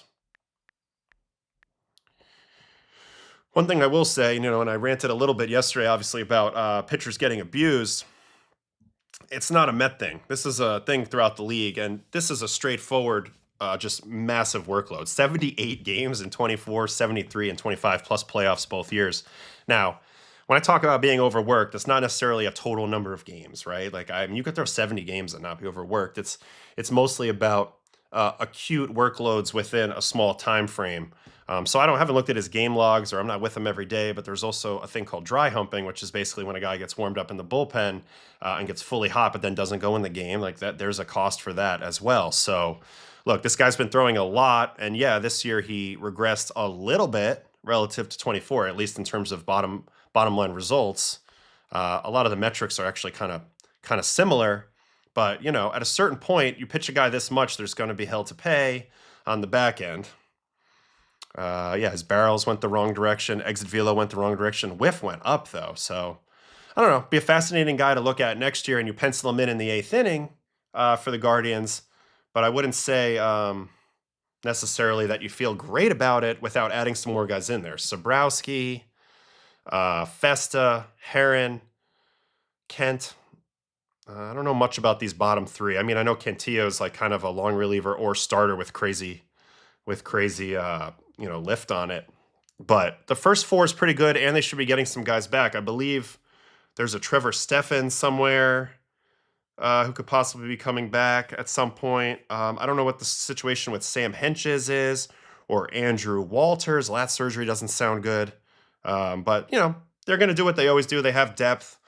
I don't think we're going to see a whole lot of moves. They don't usually do it, but maybe they'll make some complementary moves. Or if they make the Kwan move, then hopefully they get back major league pieces as well. Because I think this team is still in perfect position to contend, if not win this division again. I mean, this division's very much up for grabs. This is the sad part right now. Is our two friends that got caught up in some bags in some bad situations, Ortiz and Clase. So anyway, just thought we would mention that, and I guess we'll probably move on from the Guardians. All right, Guardians are done. We're moving on to the Kansas City Royals. Now, this is a team that was everybody's pick a couple years ago to kind of, veterans were signing there. There was a lot of momentum, it felt like, but they just haven't been able to get across the finish line. They end up going 82 and 80 last year, so they're on the cusp of things. And I've been on teams that are like this, right around 500. You're bringing almost everybody back. You feel like you're one or two pieces away from winning the division and making a run at it. So I'm very curious to watch what the Royals do, because they have a lot of really talented guys on their roster that I don't think they're going to want to, waste, Anyway, here's the current free agents. Mike Yastrzemski, Michael Lorenzen, Adam Frazier, Hunter Harvey, Luke Maley, Randall Grichuk, and Mark Hanna, the top banana. So all very solid players, and I expect this is the type of guy that they'd be looking to re-add. Veteran, fills a role, probably a platoon situation like Canna or Yastrzemski, maybe a swingman type, back of the rotation type like a Lorenzen. Harvey is a guy who unfortunately was just a little bit too hurt for them to really have any impact. But yeah, they're always looking to make complementary moves. Anyway, here is the lineup as it sits today. Michael Garcia, who had an outstanding year this last year in the leadoff spot. Bobby Witt, one of the top handful of players of the game. The Pasquatch, Fanny Pasquantino, my fellow Paisan, Italian man, very good player, good contact hitter and with some thump. Salvi Perez, he's the obviously the all-time Royal. His number will be retired, so he's there still hitting for pop. Jack Caglione, big-time prospect, huge exit velocity, huge tools. I believe he scuffled quite a bit, though, in his debut. Let's go look at Jack, the Florida Gator. Jack Cags. I've been watching this guy, obviously, since college. You couldn't take your eyes off him. So he only ended up with 210 at-bats, 532 OPS. Bat speed, these are all kind of blurred out metrics, but you can see 77.3 miles an hour on the bat speed, and his barrel percentage is good, but everything else was below average. So I'm curious to see how he bounced back, what his adjustments are going to be. Obviously, it's a raw pitch package, but I feel like the swing's a little long. I don't know. Let's see what they have for swing length here. Do we have anything on his swing? I'm going to go look at his swing metrics for a second. Because this is a guy they have to hit on a guy like this. This is like a huge prospect. They paid him a lot of money. They called him up in his first full season. For me, Jack Caglione's got to hit. They got to hit on this guy, or it's going to set them back a little bit. All right, let's go for a minimum 100 swings. And then we're going to look for Caglione.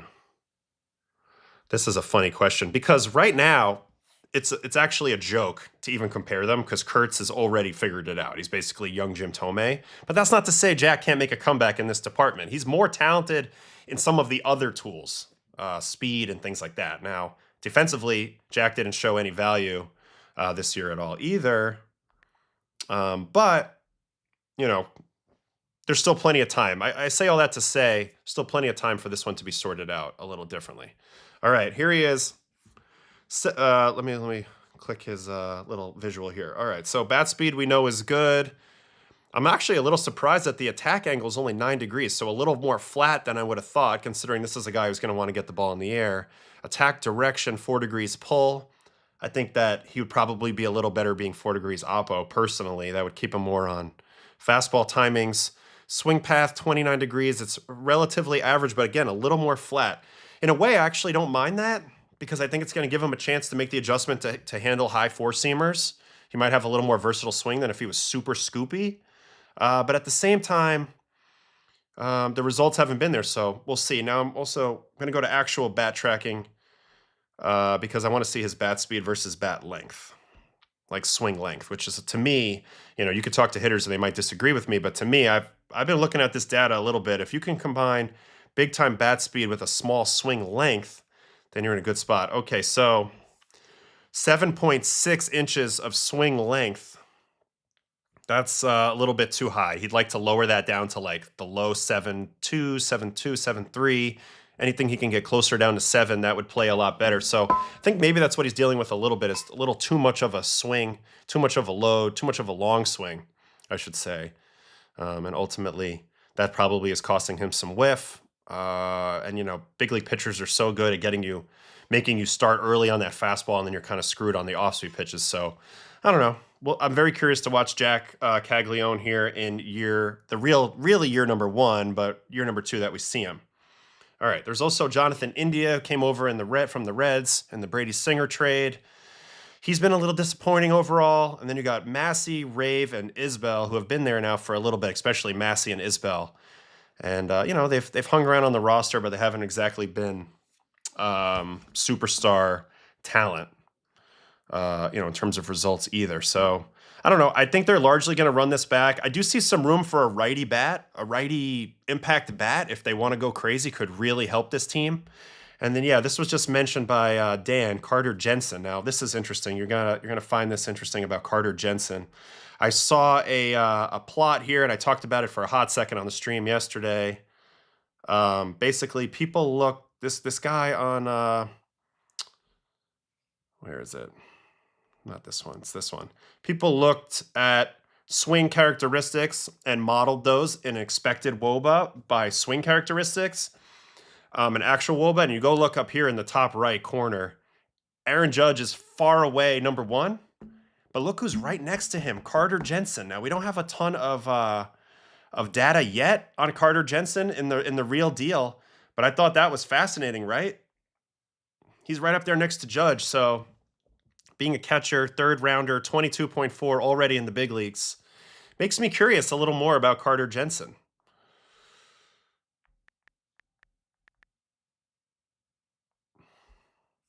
And he's a catching prospect, which is interesting because Salvi just got that. Salvi just got that little extension. But dude, look at the expected numbers in the short sample. It's only 60 at bats. But dude, red in every single category. The only thing he's slightly below average in is whiff. So I'm very fascinated to watch Carter Jensen hit a little more this year. Let's watch him hit a nuke. Curious to see what this swing looks like. This is a 482-foot home run. Are you shitting me?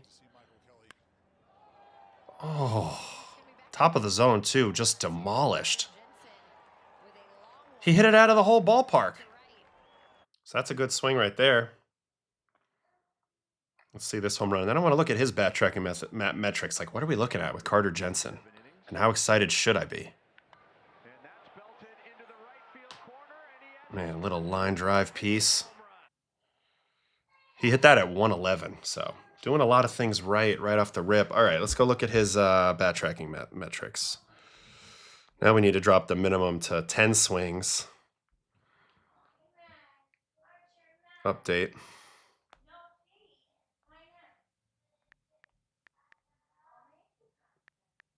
All right, Carter Jensen. So above average bat speed and below average and above average in terms of having a small swing length. I love this combination.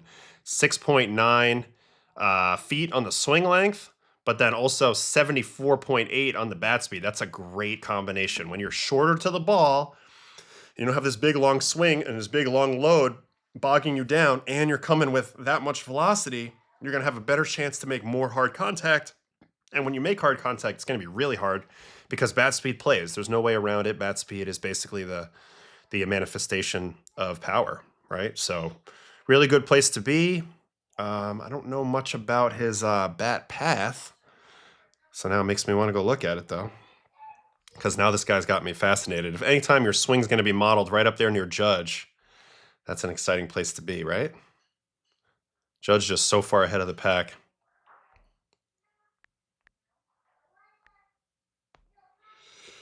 All right, so there's no visual, but we can see attack angle 4 degrees. So that's pretty flat, actually. That's interesting. Attack direction 1 degree oppo, which I like. Hits the ball way out in front of the plate. And 27. So he's a little flatter, which means he can catch up to the fastballs, which is what we saw him hitting that high fastball there when we saw it. So that was pretty cool. And anyway, now we know a little bit more about Carter Jensen, and he might be a big impact bat, but we're going to have to watch it play out. There's also Nick Lofton, Tyler Tolbert, Darian Blanco. So the bench is kind of probably up for grabs.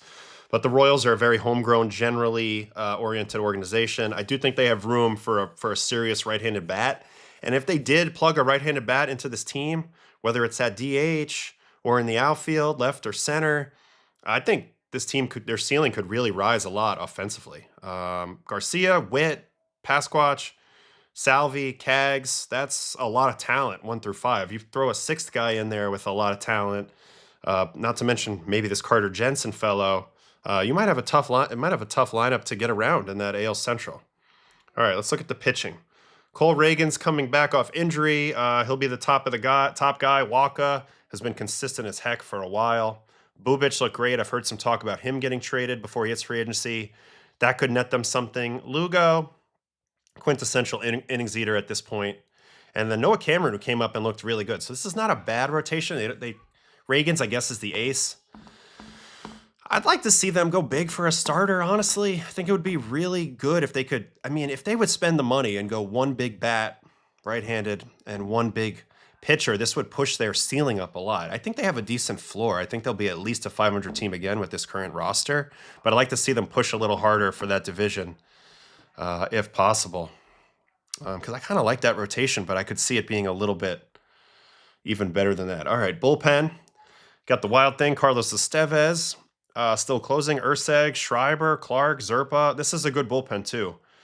Very, very versatile. Righties, lefties, hard throwers, side armors, and Schreiber. I got no problem with this bullpen, and I'm sure they're going to use a lot of depth guys as well. So back-to-back teams, because this is the Central Division that probably aren't going to spend a lot, but I would expect maybe a little bit more in that department out of the Royals.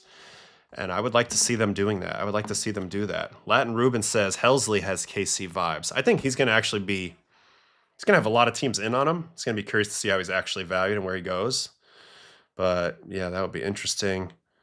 Woodruff ended up taking the qualifying offer. So Nick, he went back to the Brewers. I would have liked Woodruff on this squad. He would have been a good one.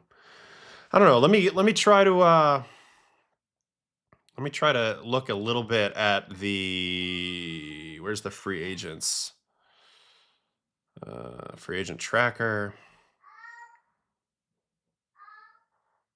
All right, all batters. So first, let me try to pinpoint a righty that I would like.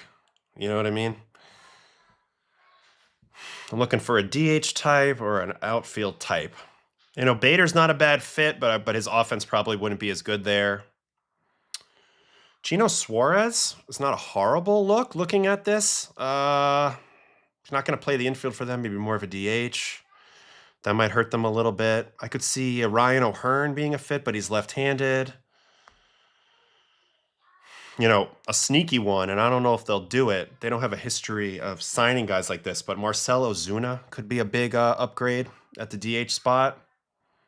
Although maybe they're planning on running Salvi through the DH spot a lot if they're going to play Carter Jensen, so you want a little more of an outfielder. You know, Miguel Andujar was sneaky pretty effective on offense last year.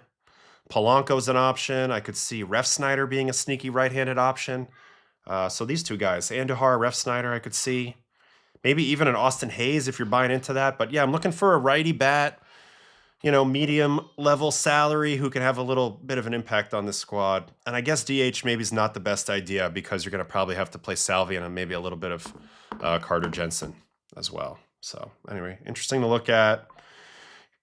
Where are they at in terms of the prospects? Now somebody noted that these prospect lists are pretty bad on this website, but you see Caglione, Carter Jensen right at the top, Noah Cameron, all three of those guys are on the roster.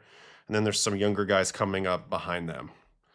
Yeah, Ref Snyder kind of makes sense to me a little bit, to be honest with you, Dan. I don't know. I feel pretty good about that. All right, I don't really have much else to add on the Royals. I think they were a fun team to look at, but, I mean, I just have no idea what they're going to do. I don't think anybody does. And unfortunately, this division, it's a little harder with some of these clubs to envision the big signing, so it's not as exciting, if that makes sense. All right, moving on to the Tigers. Tigers had an interesting playoff run. They ended up losing in a marathon game to the Mariners. I thought it was impressive that they bounced back from the season collapse and then go ahead and beat the Guardians in their series in the wild card series and get themselves a date with Seattle. They played just as good at Seattle that round. Fell just a hair short, but overall they had a good season. I think Hinch is a good manager in terms of mixing and matching, but I do think they have some roster limitations. All right, here are their free agents. Gleyber Torres, he actually took the qualifying offer, so now they're paying $22 million next year as they retained Gleyber. They're also going to lose Finnegan and Paddock, who didn't appear in the playoffs. Nito came back there on a minor league deal. Rafael Montero, Seawald, so that's 4 pitchers right there. And then Alex Lang. Alex Lang got $9 million. There's no way. 900,000 probably. I'm not reading that right, am I? Yeah, 900K. Okay. That was an interesting move by the Royals. That was one of their early strikes. Former closer for the Tigers, which is interesting. Urquidy, Manuel Margot, Canely, Cobb. So there's a lot of talent coming off this roster. No doubt about it. No doubt about it. Finnegan does not have a QO. No QO for Finnegan. And Arcane is saying Bregman is a perfect fit for the Tigers. Now, a lot of people have been saying that for a while. Obviously, there was a relationship with Hinch going back to the Houston days with Alex. And I can see it, but I do think this ballpark is not necessarily made for Alex. It's a little big. He likes a short left field. That's where his power is. I still think they should be in on him, but I think it's a little bit of an interesting fit ballpark-wise. I'd be curious if they change their valuation on him and if they're a little more desperate or not. So, all right, let's look at it. Colt Keith, who's a guy that they extended pre-MLB. He's been better in the second halves. He's generally been rough in the first halves. He's penciled in. Gleyber Torres, Kerry Carpenter, who we love, and honestly, I'd like to see him get more at-bats. I don't like that they platoon him so much. He's one of their upside guys. I like to see him get some more left-on-left at-bats. That's just my opinion. Riley Green, who continues to improve every year. Torkelson was really good this past year early on. And then you got Wensil Perez, McKinstry, who was solid. Dingler, who won the Gold Glove somewhat controversially over Kirk, but is a heck of a defender. And then Parker Meadows. Like, this is a team that kind of was running through the Central most of the year, but they can upgrade this. They can upgrade this a lot. I do think Glaber taking that $22 million salary hurts their flexibility a little bit for this season. They have probably one big bullet to shoot if they want to go high end. Somebody's floating this Buxton idea. I love that, but I find it hard to believe that the Twins would trade Buxton to a division rival. Also, the Buxton thing's kind of interesting. Maybe we'll talk about that a little bit more when we get to the Twins, But Buxton, center field, they definitely could upgrade their outfield. Dan O'Max asking, is there a center fielder out there for the Tigers to get? So, okay, let's go take a look at the outfielders and who could potentially impact them. Because right now they're running a Riley Green in left, Wenzel Perez in right, and Parker Meadows in second. So center field or right field seems pretty fair. All right, well, we're going to go... We're just going to go... We'll look at all three of them. All right, here's the outfielders on the market. Belly would be an interesting fit. Probably be surprised. Tucker, that's not happening. Okay, Bader. Bader is a good fit to patrol that center field. I could actually see it. That could be a decent fit. They're pretty left-handed. Get another righty in there. Mullins, do you buy low on Mullins? Good defender. Had an awful time in New York. And I think other than that, they're probably shopping in a lot of this same category as these other dudes. There's some interesting bounce back and guys you could dream on in here. Hayes, Andahar, Starling Marte, like, do you buy into it? He's 37. Probably don't want him playing every day. Kepler came alive late in the year with Philly. I don't know if you trust him in man center anymore. Tommy Pham's been on every team, so you can't rule him out. Jesse Winker, we haven't seen him in a while. Kiké. So I don't know. They don't have a clear, in my mind, person to go after here, but they'll grab another outfielder, probably right-handed, I would imagine. Bader's not a bad fit. It's interesting if they would go after him or not. I don't know. Rudolph's saying Starling Marte, but 37 years old. Not sure that's what the Tigers front office is going to go for. I'd be a little surprised by that if that's the direction they went. All right, prospect-wise, Jackson Jobe, unfortunately, got hurt.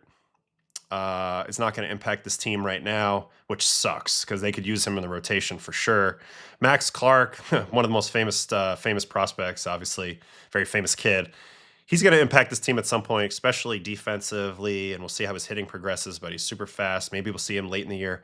McGonigal is a guy that people have been really huge on, and I'm curious to watch more. I think he's up there challenging Connor Griffin now from one of the top guys. So they got to feel good. Troy Melton came up. He looked great. We'll talk about the pitching in a while. They have Jace Jung. Bryce Rainier is a prospect I liked a lot in the draft this year. I actually kind of like a lot of these dudes that are listed. So Tigers' window might be a little more open, but the elephant in the room is once we get here to the pitching staff, Tarek Skubal, best pitcher in the world, right? Everybody thinks that they got a chance to trade him, but I really hope they don't trade him for their sake because their rotation is, quite frankly, not playoff quality without Skubal. You saw it this year. They didn't really trust Mize to throw more than a few innings at a time. Flaherty, same deal. Reese Olson, same deal. Troy Melton, they liked, but he was kind of like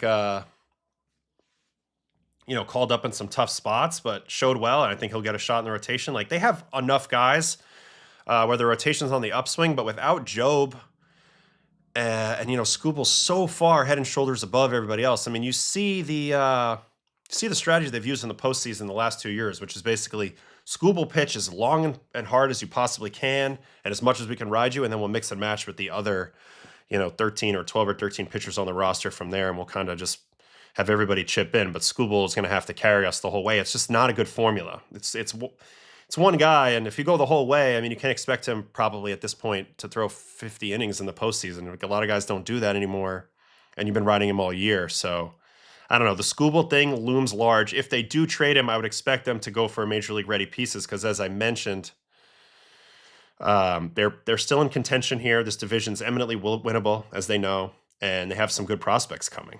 So this is the issue, though.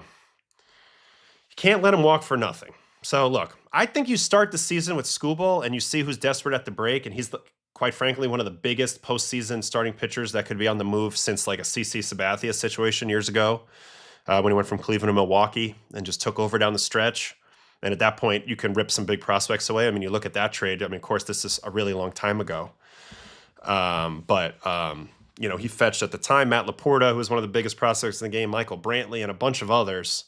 So you can get huge hauls at the deadline when there's a team that wants to go all in for an ace. And I think maybe that's where I'd be pointed. For Skubal, it'd be, are we legitimately in the conversation with him and we should keep him and try to win it? Or should we cash him in at the deadline? Because you can't let him walk and just get a qualifying offer. That would be a bummer. All right, in the bullpen.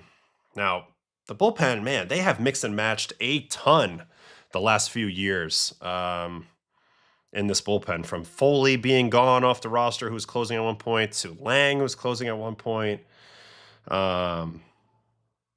But they're a very modern bullpen situation. A lot of rinse and repeat, a lot of pitch to you're ineffective and swap you out for a new guy, a lot of righty-lefty matchups, a lot of different arm angles, a lot of different things. And it makes sense for a mid-market team, and that's the way AJ wants to run it. So Will Vest, who has been fantastic, hopefully he can stay on his upward trajectory as the closer. Then they got Hannafy, Holton, Herder. Those two lefties have been sneaky. Kaider Montero, who's a starter, but also a swingman, very valuable considering he's on the league minimum and he's going to pitch a lot of innings for them. And then these other guys, Brisky, Horn, Lee. I could see them going for 1 or 2 relievers this offseason, and they should. And then the Skubal thing is the big elephant in the room. And then offensively, yeah, I think it's an outfield, center field, right field, right-handed bat. I think is what they'd be looking for. Those are my thoughts on the Tigers at the moment. Is mid to upper level free agent outfielder. Try to get as much as you can in a Skubal trade, and if you get overwhelmed, do it. If not, hold them till the deadline and kind of run it with these starters. And then the bullpen, I think they'll get 1 or 2 to complement this group. They tend to do that. They know the value of their bullpen, and they also know that outside of Skubal, they don't cover a lot of innings. So yeah, I think they got a couple moves, but I like the fact that a lot of their prospects are upper level, getting close to the big leagues. That's exciting, and this is the team, probably on the upswing, which is not something you would say about a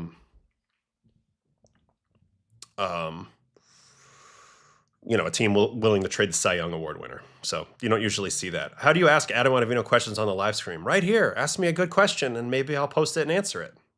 That's it. Just put it in the chat. And Latin Ruben, I don't want Skubal to go to the Mets because he's definitely going to go to the open market next year. Yeah, it's a rental, and that's what makes it so hard to part with some of these pieces. You got to feel good about maybe acquiring him and extending him, maybe, if that's the route you go. But does Fangraphs track dry humping as an official stat? No. But let me tell you, this stuff does matter. This is where bullpen coaches come in. They got to understand when is too much out there and when does it matter. I think that's something that a lot of people struggle with as well. Teams understanding how much extra throwing guys are doing in the bullpen that isn't getting counted. And then you wonder why everybody's hanging. So I don't know. Try not to dry hump too many guys if you can be a manager someday. All right, that's it for the Tigers. So center fielder, a couple bullpen pieces, figure out the Skubal stuff. No muss, no fuss.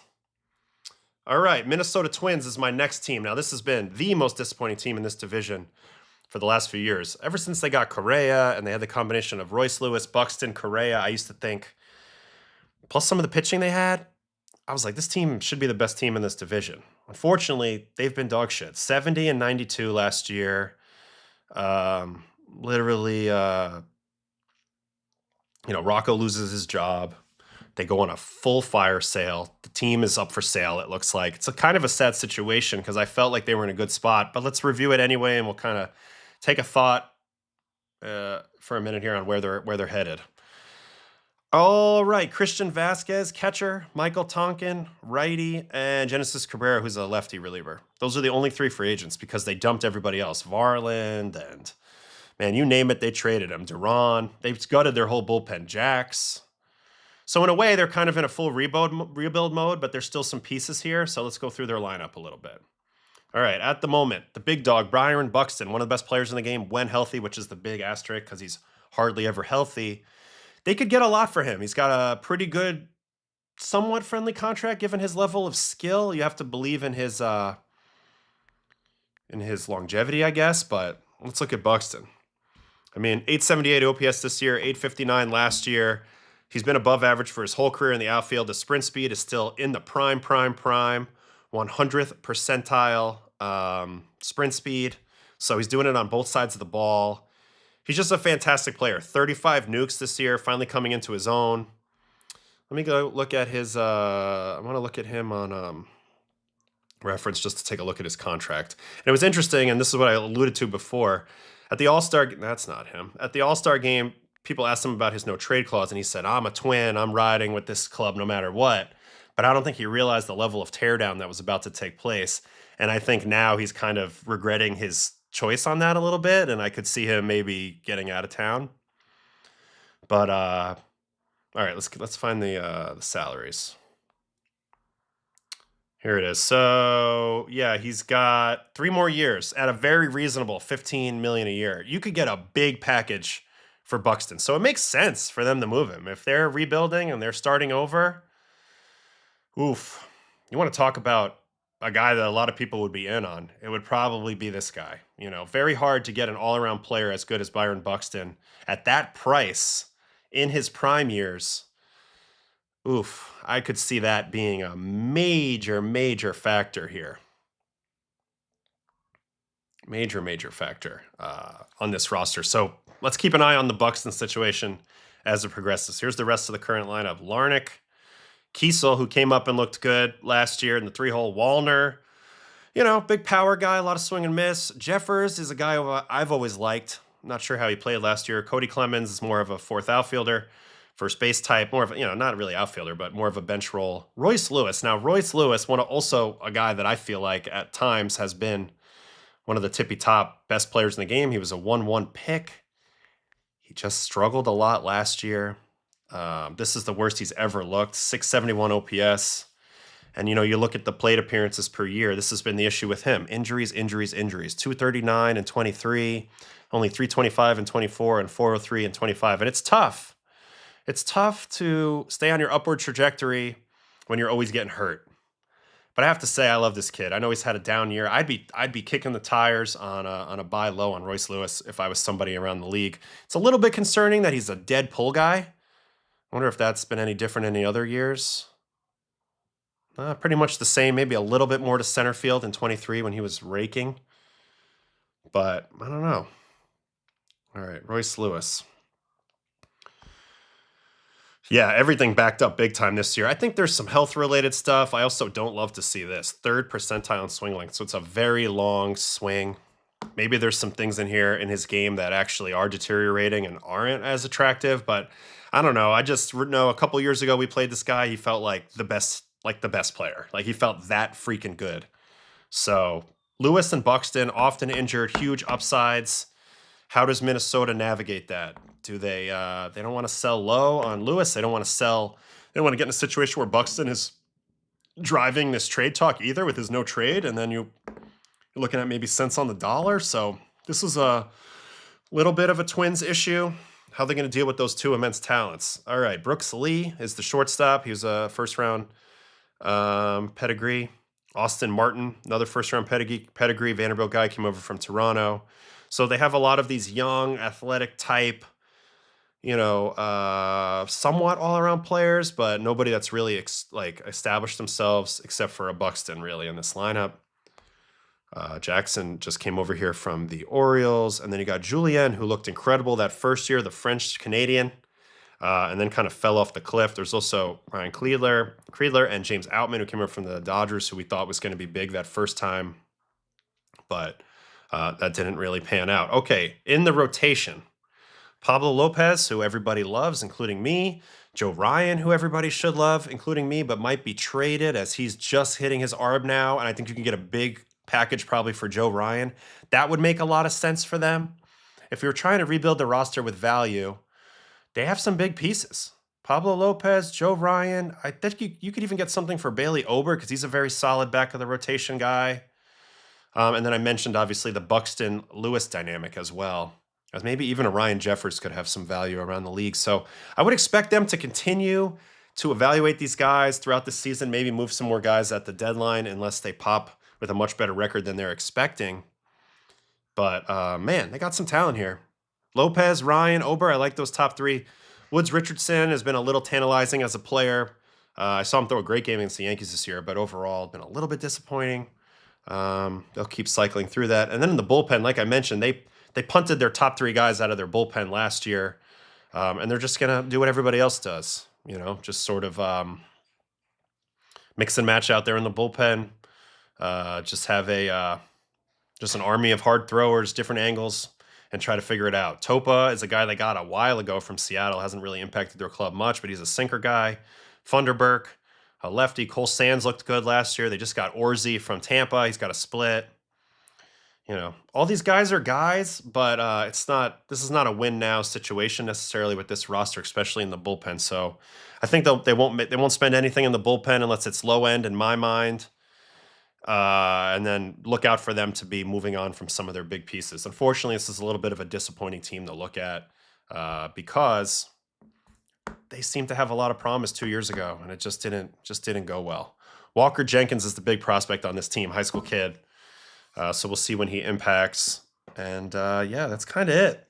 Kind of it on the Twins. I think the sale of the team kind of is the shadow hanging over everything.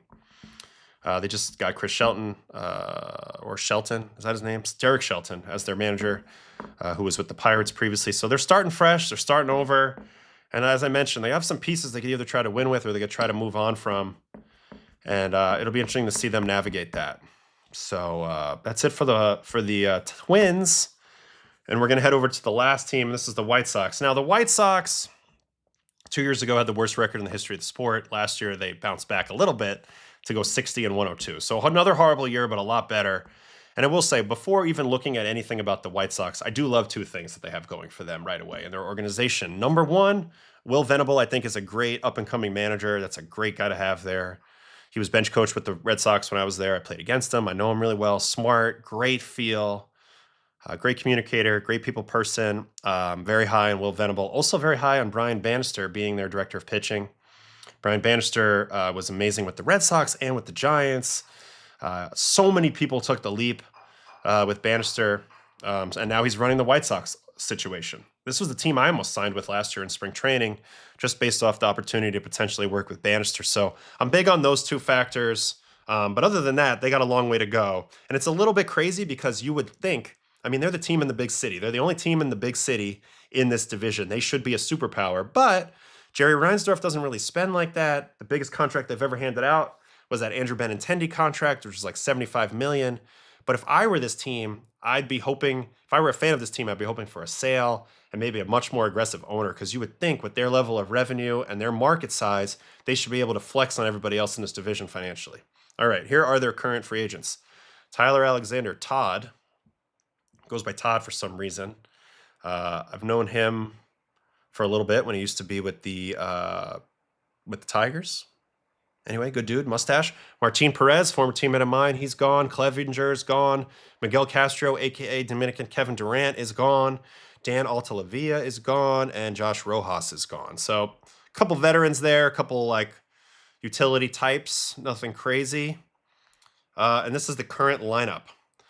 Mike Tauchman, my buddy who actually had a pretty good year last year for the White Sox. He's a Chicago area guy, so pretty cool they got to play for the Cubs and the White Sox. Kyle Teal came over in the Crochet trade. He looked to be really, really establishing himself last year. Looked pretty good.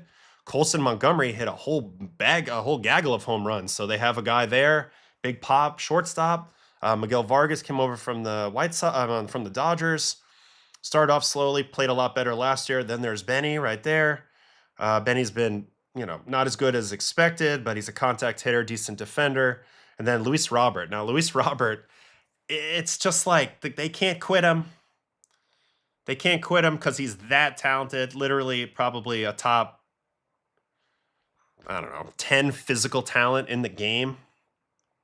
But boy, it's been a while since we've seen the results on the field. 661 OPS this year, 657 and 24. But the reason why you don't want to give up is because look at that 2023. 38 nukes, 20 steals, 857 OPS. Plays great defense even when he can't hit. Look at that, 7 outs above average, 90th percentile sprint speed. But this is trending towards Luis Robert playing out his contract basically with the White Sox and them never getting anything out of him. I just continue to be surprised they haven't traded him yet or cashed in anything on Luis, because he is a very talented guy. He's kind of one of their big pieces. You go back and you look at his StatCast stuff over the years. I mean, the max EV is top of the scale. That shows you his strength, and the speed is also pretty much top of the scale. Shows you that. The defense never wavers. The arm. He's a true 5-tool guy. His swing's too long, and he doesn't make enough contact. But you can dream on it a little bit because he's shown flashes of it. 22 and 23 showed big-time flashes of it. Brett B's saying Luis Robert needs a change of scenery. That's what I keep thinking, but we haven't seen it yet. So guess we'll wait on it. Let's see if this is his furthest home run of the year, so I'm just curious. Ooh, came off of Fluharty tee. Hold on, let me back that up.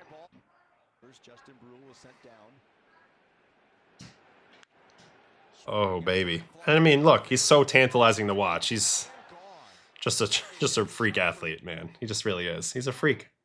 So they have that. They have that a little bit. Man, what are we talking about here? We got a question in here. Can you please provide insights how coaches or analytic departments will leverage ABS data? Okay, I'll take a quick break from this to answer this question. The answer is I have no freaking idea what they're going to do, because at the end of the day, the game is still the exact same game minus the challenges. I do think overall players will be evaluated on their swing decisions and on their knowledge of the strike zone, and then maybe there'll be some recommendations made on how often a player can challenge or not challenge, and that's kind of the human side that will be evaluated. But the game is going to look exactly the same minus a few challenges a game, which are going to happen really quick like they used to happen in tennis. So I don't know about the data and how this is going to change too much. But we'll find out. Maybe there's applications that I'm not thinking of. So anyway, I tried to answer that, but I guess I don't really know the answer. All right, moving forward. They have some bench players. Oh wait, I didn't look through the rest of this. Cuero, who was, I think, the worst qualified catcher defensively last year, so that's a little bit of an issue between him and Corey Lee. They're not working with a great defensive batch, which to me is the ultimate more force multiplier in the wrong direction with a bad team. Like if you have a bad team with a bad catcher and a lot of young pitchers, you're just not giving them any help to succeed. So you need to have a veteran catcher in there if you can. I know they tried Martin Maldonado for a while. That didn't really work, but I don't know. They need to figure out their catching situation for sure. Hello, I'm from San Felipe in the Puerto Plata, Dominican Republic. Hola, ¿cómo estás? Thanks for hanging with us. Baseball League Cafe. All right. Let's check out their pitchers. Shane Smith, who they got in the Rule 5, ended up being great for them, so that's good. Davis Martin's an arm. Sean Burke, Jonathan Cannon. They need to do a lot of work on this rotation. But the question is, do they feel like they're anywhere near competing, or are they just going to continue to spend nothing and just kind of go from there? Now, they do have a prospect that people keep mentioning, and it's this guy right here, Noah Schultz. To be honest, I haven't watched him a ton. They also have Hagen Smith coming, which is an interesting guy. Maybe I can pull up a YouTube video on Noah Schultz and get a little idea of what we're looking at here. That sound like a good idea for a second? Let me go to solo screen so you don't have to look at any ads while I do that.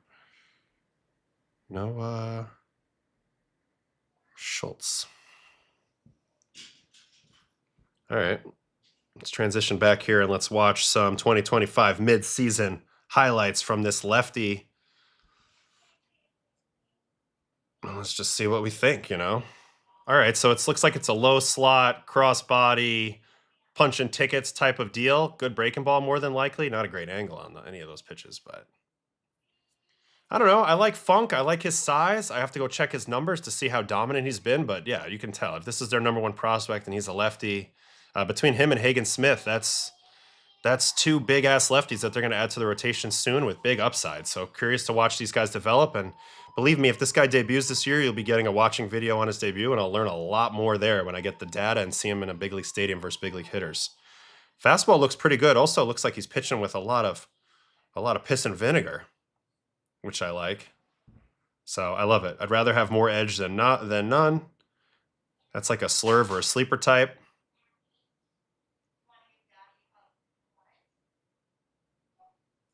Let's go look at his numbers a little bit.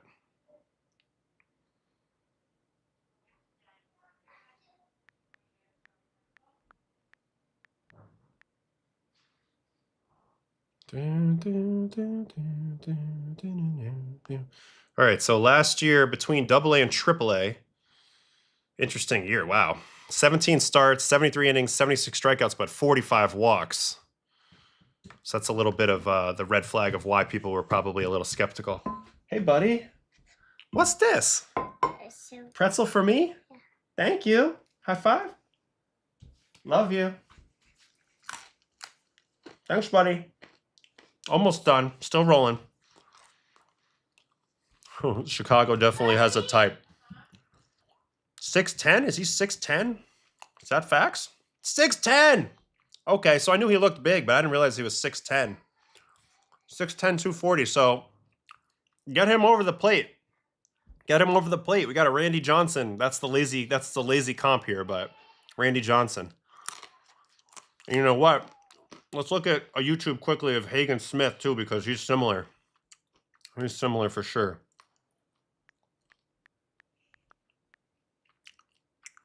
Hagen Smith highlights. I'll watch his minor league highlights rather than his Arkansas highlights. Oh, more? Thank you. All right, so he's got little T-Rex arms. He's built like a linebacker too, but I don't know, kind of a weird arm action. Be definitely curious to see this. Two lefties with a little velo. Hopefully they can, like I mentioned Bannister, that's a very key part of this scenario. You got a great guy to potentially work with these two dudes in player development between Schultz and Hagen Smith and see if they can't make a two-headed, left-handed monster combination. More pretzels. Thank you, Pop. Thank you, buddy. What a great kid you are. Oh, did you slip? Yes. You okay? Yeah. Mommy. You can get up. Up. Good boy. All right, well, now I'm eating pretzels, but yeah, he's got some deception, no doubt about it. And Hagen Smith struck out a billion dudes in college, so. Also, do you see how bad that lighting was in the minor leagues? Yeah, Hagen is rigid. But no doubt he's got deception. Daddy. The way he kind of short arms that ball. Dude, you're giving me all your pretzels. Thank you. I love you. Anyway, these are two guys that are big for their future. So we'll go ahead and we'll wait and see, right? We'll make that a wait and see. But two big lefties, Teal, Montgomery, the other Montgomery, Braden Montgomery, who they got in a trade, I believe, as well. They have some prospects, so I think they're kind of in one more year, kind of get a lot of their guys to the big league mode, and then maybe you go spend some money, which you would think they would do because they're in freaking Chicago. They have money, you would think. But I don't know. Nobody seems to go to that ballpark unless they're winning, so I don't know. Maybe the revenue's down a little bit. Hard to say. And then the bullpen, look, I mean, they're never going to spend any money on this until they're a contender either, so don't expect much. I know they were poking around with guys like me on minor league deals last year. So expect more of that. Veteran minor league deals to maybe have a veteran out there in the bullpen, in the closer role or something, but not a whole lot. They did just trade from Chris Murphy from the Red Sox, who's a pretty good dude that I met last year in spring training. Guy who got Tommy John last year. Mike Vassell kind of stepped up. Yeah, look at all these pretzels this dude gave me. But I don't know, man. This AL Central, what can you really say about it? 5 teams that should, 5 teams in this AL Central right here. Guardians, Royals, Tigers, Twins, White Sox. No team wants to jump ahead and be the big bad wolf in this division. They're all content to kind of duke it out in the mid-level, not spend a lot of money, make some moves here and there. But this division's winnable. There's at least 3 teams that are going to come into this season in the Guardians, Royals, and Tigers, believing that they're going to win it. The Twins, if they keep their current roster, they could maybe think that too, but they're probably going to make some trades. So I don't know. It's an interesting division. There's not as much pressure because you don't have like a big bag Dodgers, Mets, or Yankees. Thank you for the orange now. You're the best. Thank you. They don't have the big bad team in their division spending all the money, but they should be spending more money, and I'd love to see the White Sox become more of a power. I think back to 05. I mean, granted, that's 20 years ago, but 05 White Sox were a beast. 4 stud starters, Konerko, Jermaine Dye, Magli Ordonez, just so many good players. So I've always been a fan of the White Sox when they're doing well, but they just don't seem to try that hard. So I guess they're in a wait and see mode for the most part. I guess that's it for my AL Central. So I don't really have anything else to add to that. We're probably going to wrap up the show in a minute. Let me get into... Daddy. Thank you, buddy. We'll get into a couple things in the chat, and then I'll say goodbye for today. I thought it was a pretty good show. I mean, the Kiké thing was great, minus the frog stuff. All right, here we go. Will we look at prospects more in depth soon? Yes, 100%. 100% we're going to do prospects. Also, I'm going to be on the hunt for more prospect data. I know there's some that's out there and exists, but yeah, I mean, we're going to do much more prospect coverage. But we got to get through all the divisions. We got to do Hall of Fame talk. There's a bunch of things that I want to do. Obviously, a lot more guests, but we have a lot of winter still to go. So no doubt about it, we'll be covering the prospects. And there's some exciting ones in this division, in the Central. He just keeps giving me oranges. Back and forth, back and forth. All right, what else is in here? The AL Central could be dangerous, but they need to make bigger moves. I would agree with that. And right now, they're just really not. And it's the Midwest, but there's no excuse for the White Sox since they're in Chicago. That's my point. They're the only team in the big market. The rest of them, I mean, Minneapolis is a small market. Detroit, relatively small. Kansas City, tiny. And Cleveland, tiny. So, I don't know. The White Sox, if I were them, I'd be looking to flex my advantage on them before maybe the whole rules change or something. Here's a good question. Does bullpen availability reports depend solely on pitch counts and feel? Are teams adopting tools like Pulse and Arm Care? Yes. Pulse is used, especially in rehabs, driveline Pulse, Arm Care. I mean, we do a ton of measuring ranges of motion and strength in all different planes, IR, ER, lots of different things. Teams use a lot of that. They use biomechanic data to try to help. But at the same time, it's still incomplete. Ultimately, the picture's incomplete. You can't just look at the data and know everything about that player because you don't know how they take care of themselves when they go home, when they're out of your sight. You don't know how seriously they're taking care of themselves in the training room when they're doing things on their own, unless it's all monitored by certain trainers. And also, I can speak from experience. Like, I've had days where the feel isn't what's real. Like, you might feel terrible, but you're measuring great on a lot of those metrics, or vice versa. And it's sometimes, I don't know, I do think feel is still a big part of it. There's still a lot of art to this. And again, you got to spread it around a little bit so you have more guys available later in the year. And there's a little bit of an art to it, but I think it also helps to have such a good open lines of communications with your guys. There's a lot of variables, but you got to consider them all. Can't make too many assumptions individual level. All right, what else we got here? Fangraphs is the only place I've seen that has enough in-depth data on prospects. Okay, I'm gonna putz around a little bit so I can figure that out before we get there. Is this show weekdays? This show is right now Monday, Wednesday, Friday in the off season. In the season, it's Monday, Tuesday, Wednesday, Thursday, Friday, Saturday, no Sunday. But off season, we're just doing 3 days a week. There might be some after school specials that we put in there, but I'll announce those ahead of time. So anyway, that's about it. There's also a new audio version of the conversation. So I just strip out all the conversation audio from the live streams of the guys I've had on. Today was my 4th guest of the offseason, Kiké, and then I put those onto a audio podcast. You can find it, Baseball and Coffee Conversations. It's out there. I've only put up the Pete Alonso one so far, but we'll check it out. Next guests coming up, we're trying to figure that out. We got Thanksgiving week coming up here, so I'm not sure how next week's going to play out, but I have yeses from, Garrett Cole, Jamison Tyone, Brandon Nimmo, Garrett Whitlock, JD Martinez, tons of guys. Literally, I've gotten yeses from so many people. It's just a matter of scheduling them all out. A lot of people like to say yes, and then it's hard to actually pin down a time for them. But I'll make sure we know what we're doing, and if not, we'll just do more breakdowns of divisions and other topics. And no matter what, I'll be on Monday, Wednesdays, and Fridays. All right, let's see what else we got here. Well, who would you guys like to see? Who would you like to watch?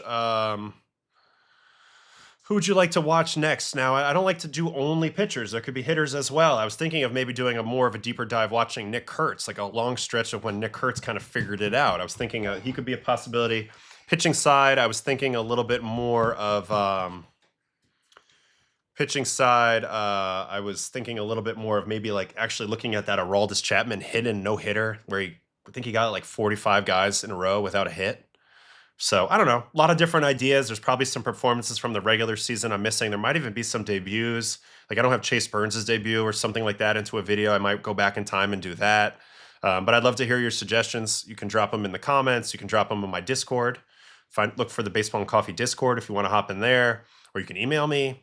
I don't know. We're going to figure out a lot, but I don't know. He's a beast, Nick Kurtz. Daddy. What is this? Is this a Labubu shorts or something? Yeah. Thank you, baby. All right, I think he's ready for me to round to say goodbye. Kurtz is crazy good, but I don't contribute anything to any ballpark factors with him. He had a big ballpark, but this guy is leaving every ballpark, pole to pole. I think the Big Amish is legitimately a young Jim Tomei. Like I am that bought in on him. And after I talked to Lawrence Butler, he's another one that I'm going to get on the thing too. Lawrence Butler, he was basically like, this guy is a monster. And we have him on the stream quite a bit. Nick Kurtz, like when he has his 4 home run day, like I've watched all those at bats and a bunch of other ones when he started to pop this year. But yeah, he's a guy that we could potentially go look at as well. Nick Kurtz. Also, there's some questions about, there was an Edwin Diaz. Wasn't Edwin going to come on? Daddy. So Edwin's been busy for the last few weeks and, getting his MLB awards and doing all cool stuff that guys do. But eventually we're going to get Edwin on. I'm waiting on him, basically. Bader's another yes. DJ LeMahieu, Charlie Blackmon. I mean, I have a lot, but we'll see. We're just going to have to mix and match as we get through. Alvarez, I'd love to get on. Maybe I should reach out to Alvy, actually. He'd be a fun guest to talk to. We already talked to Pete. So Pete's in there. That was, I believe, episode 109, live stream, or 108, live stream 108. You'll see it on the thumbnail if you want to go check that out. Discord link is in, it's a link in off my page, my bio on my YouTube page. So check that out. We've had pretty good stuff in there. Daddy. And all of that. Daddy. Daddy. Daddy. Daddy. Link works weirdly in your YouTube chat, but if you copy it in your browser. I don't know. Well, you could find it. Baseball and Coffee on Discord. You'll find me. Yeah, Blackmon will be great if we get Chuck on. Honestly, one of the smartest players I ever played with. So he'd be great. Bassett's another one. We're gonna get Bassett Seabass as well. So just stay tuned. You're gonna get plenty of guests over time this off season, and we'll just go from there. All right, I'm gonna hop off. It's been a good day. Appreciate you guys, and I'll see you guys on the Discord and again on Monday when we come back. Tomorrow I turn 40, which is weird, a little trippy, but. Anyway, happy birthday to me, I guess. And I'll see you guys next time on Baseball and Coffee. Hope you enjoyed this episode today. Don't be afraid to tell your friends. Hit me with all the likes you possibly can. And I'll see you guys on Monday at 10 a.m. Right here, same time, same place. All right. See you guys later. Peace out.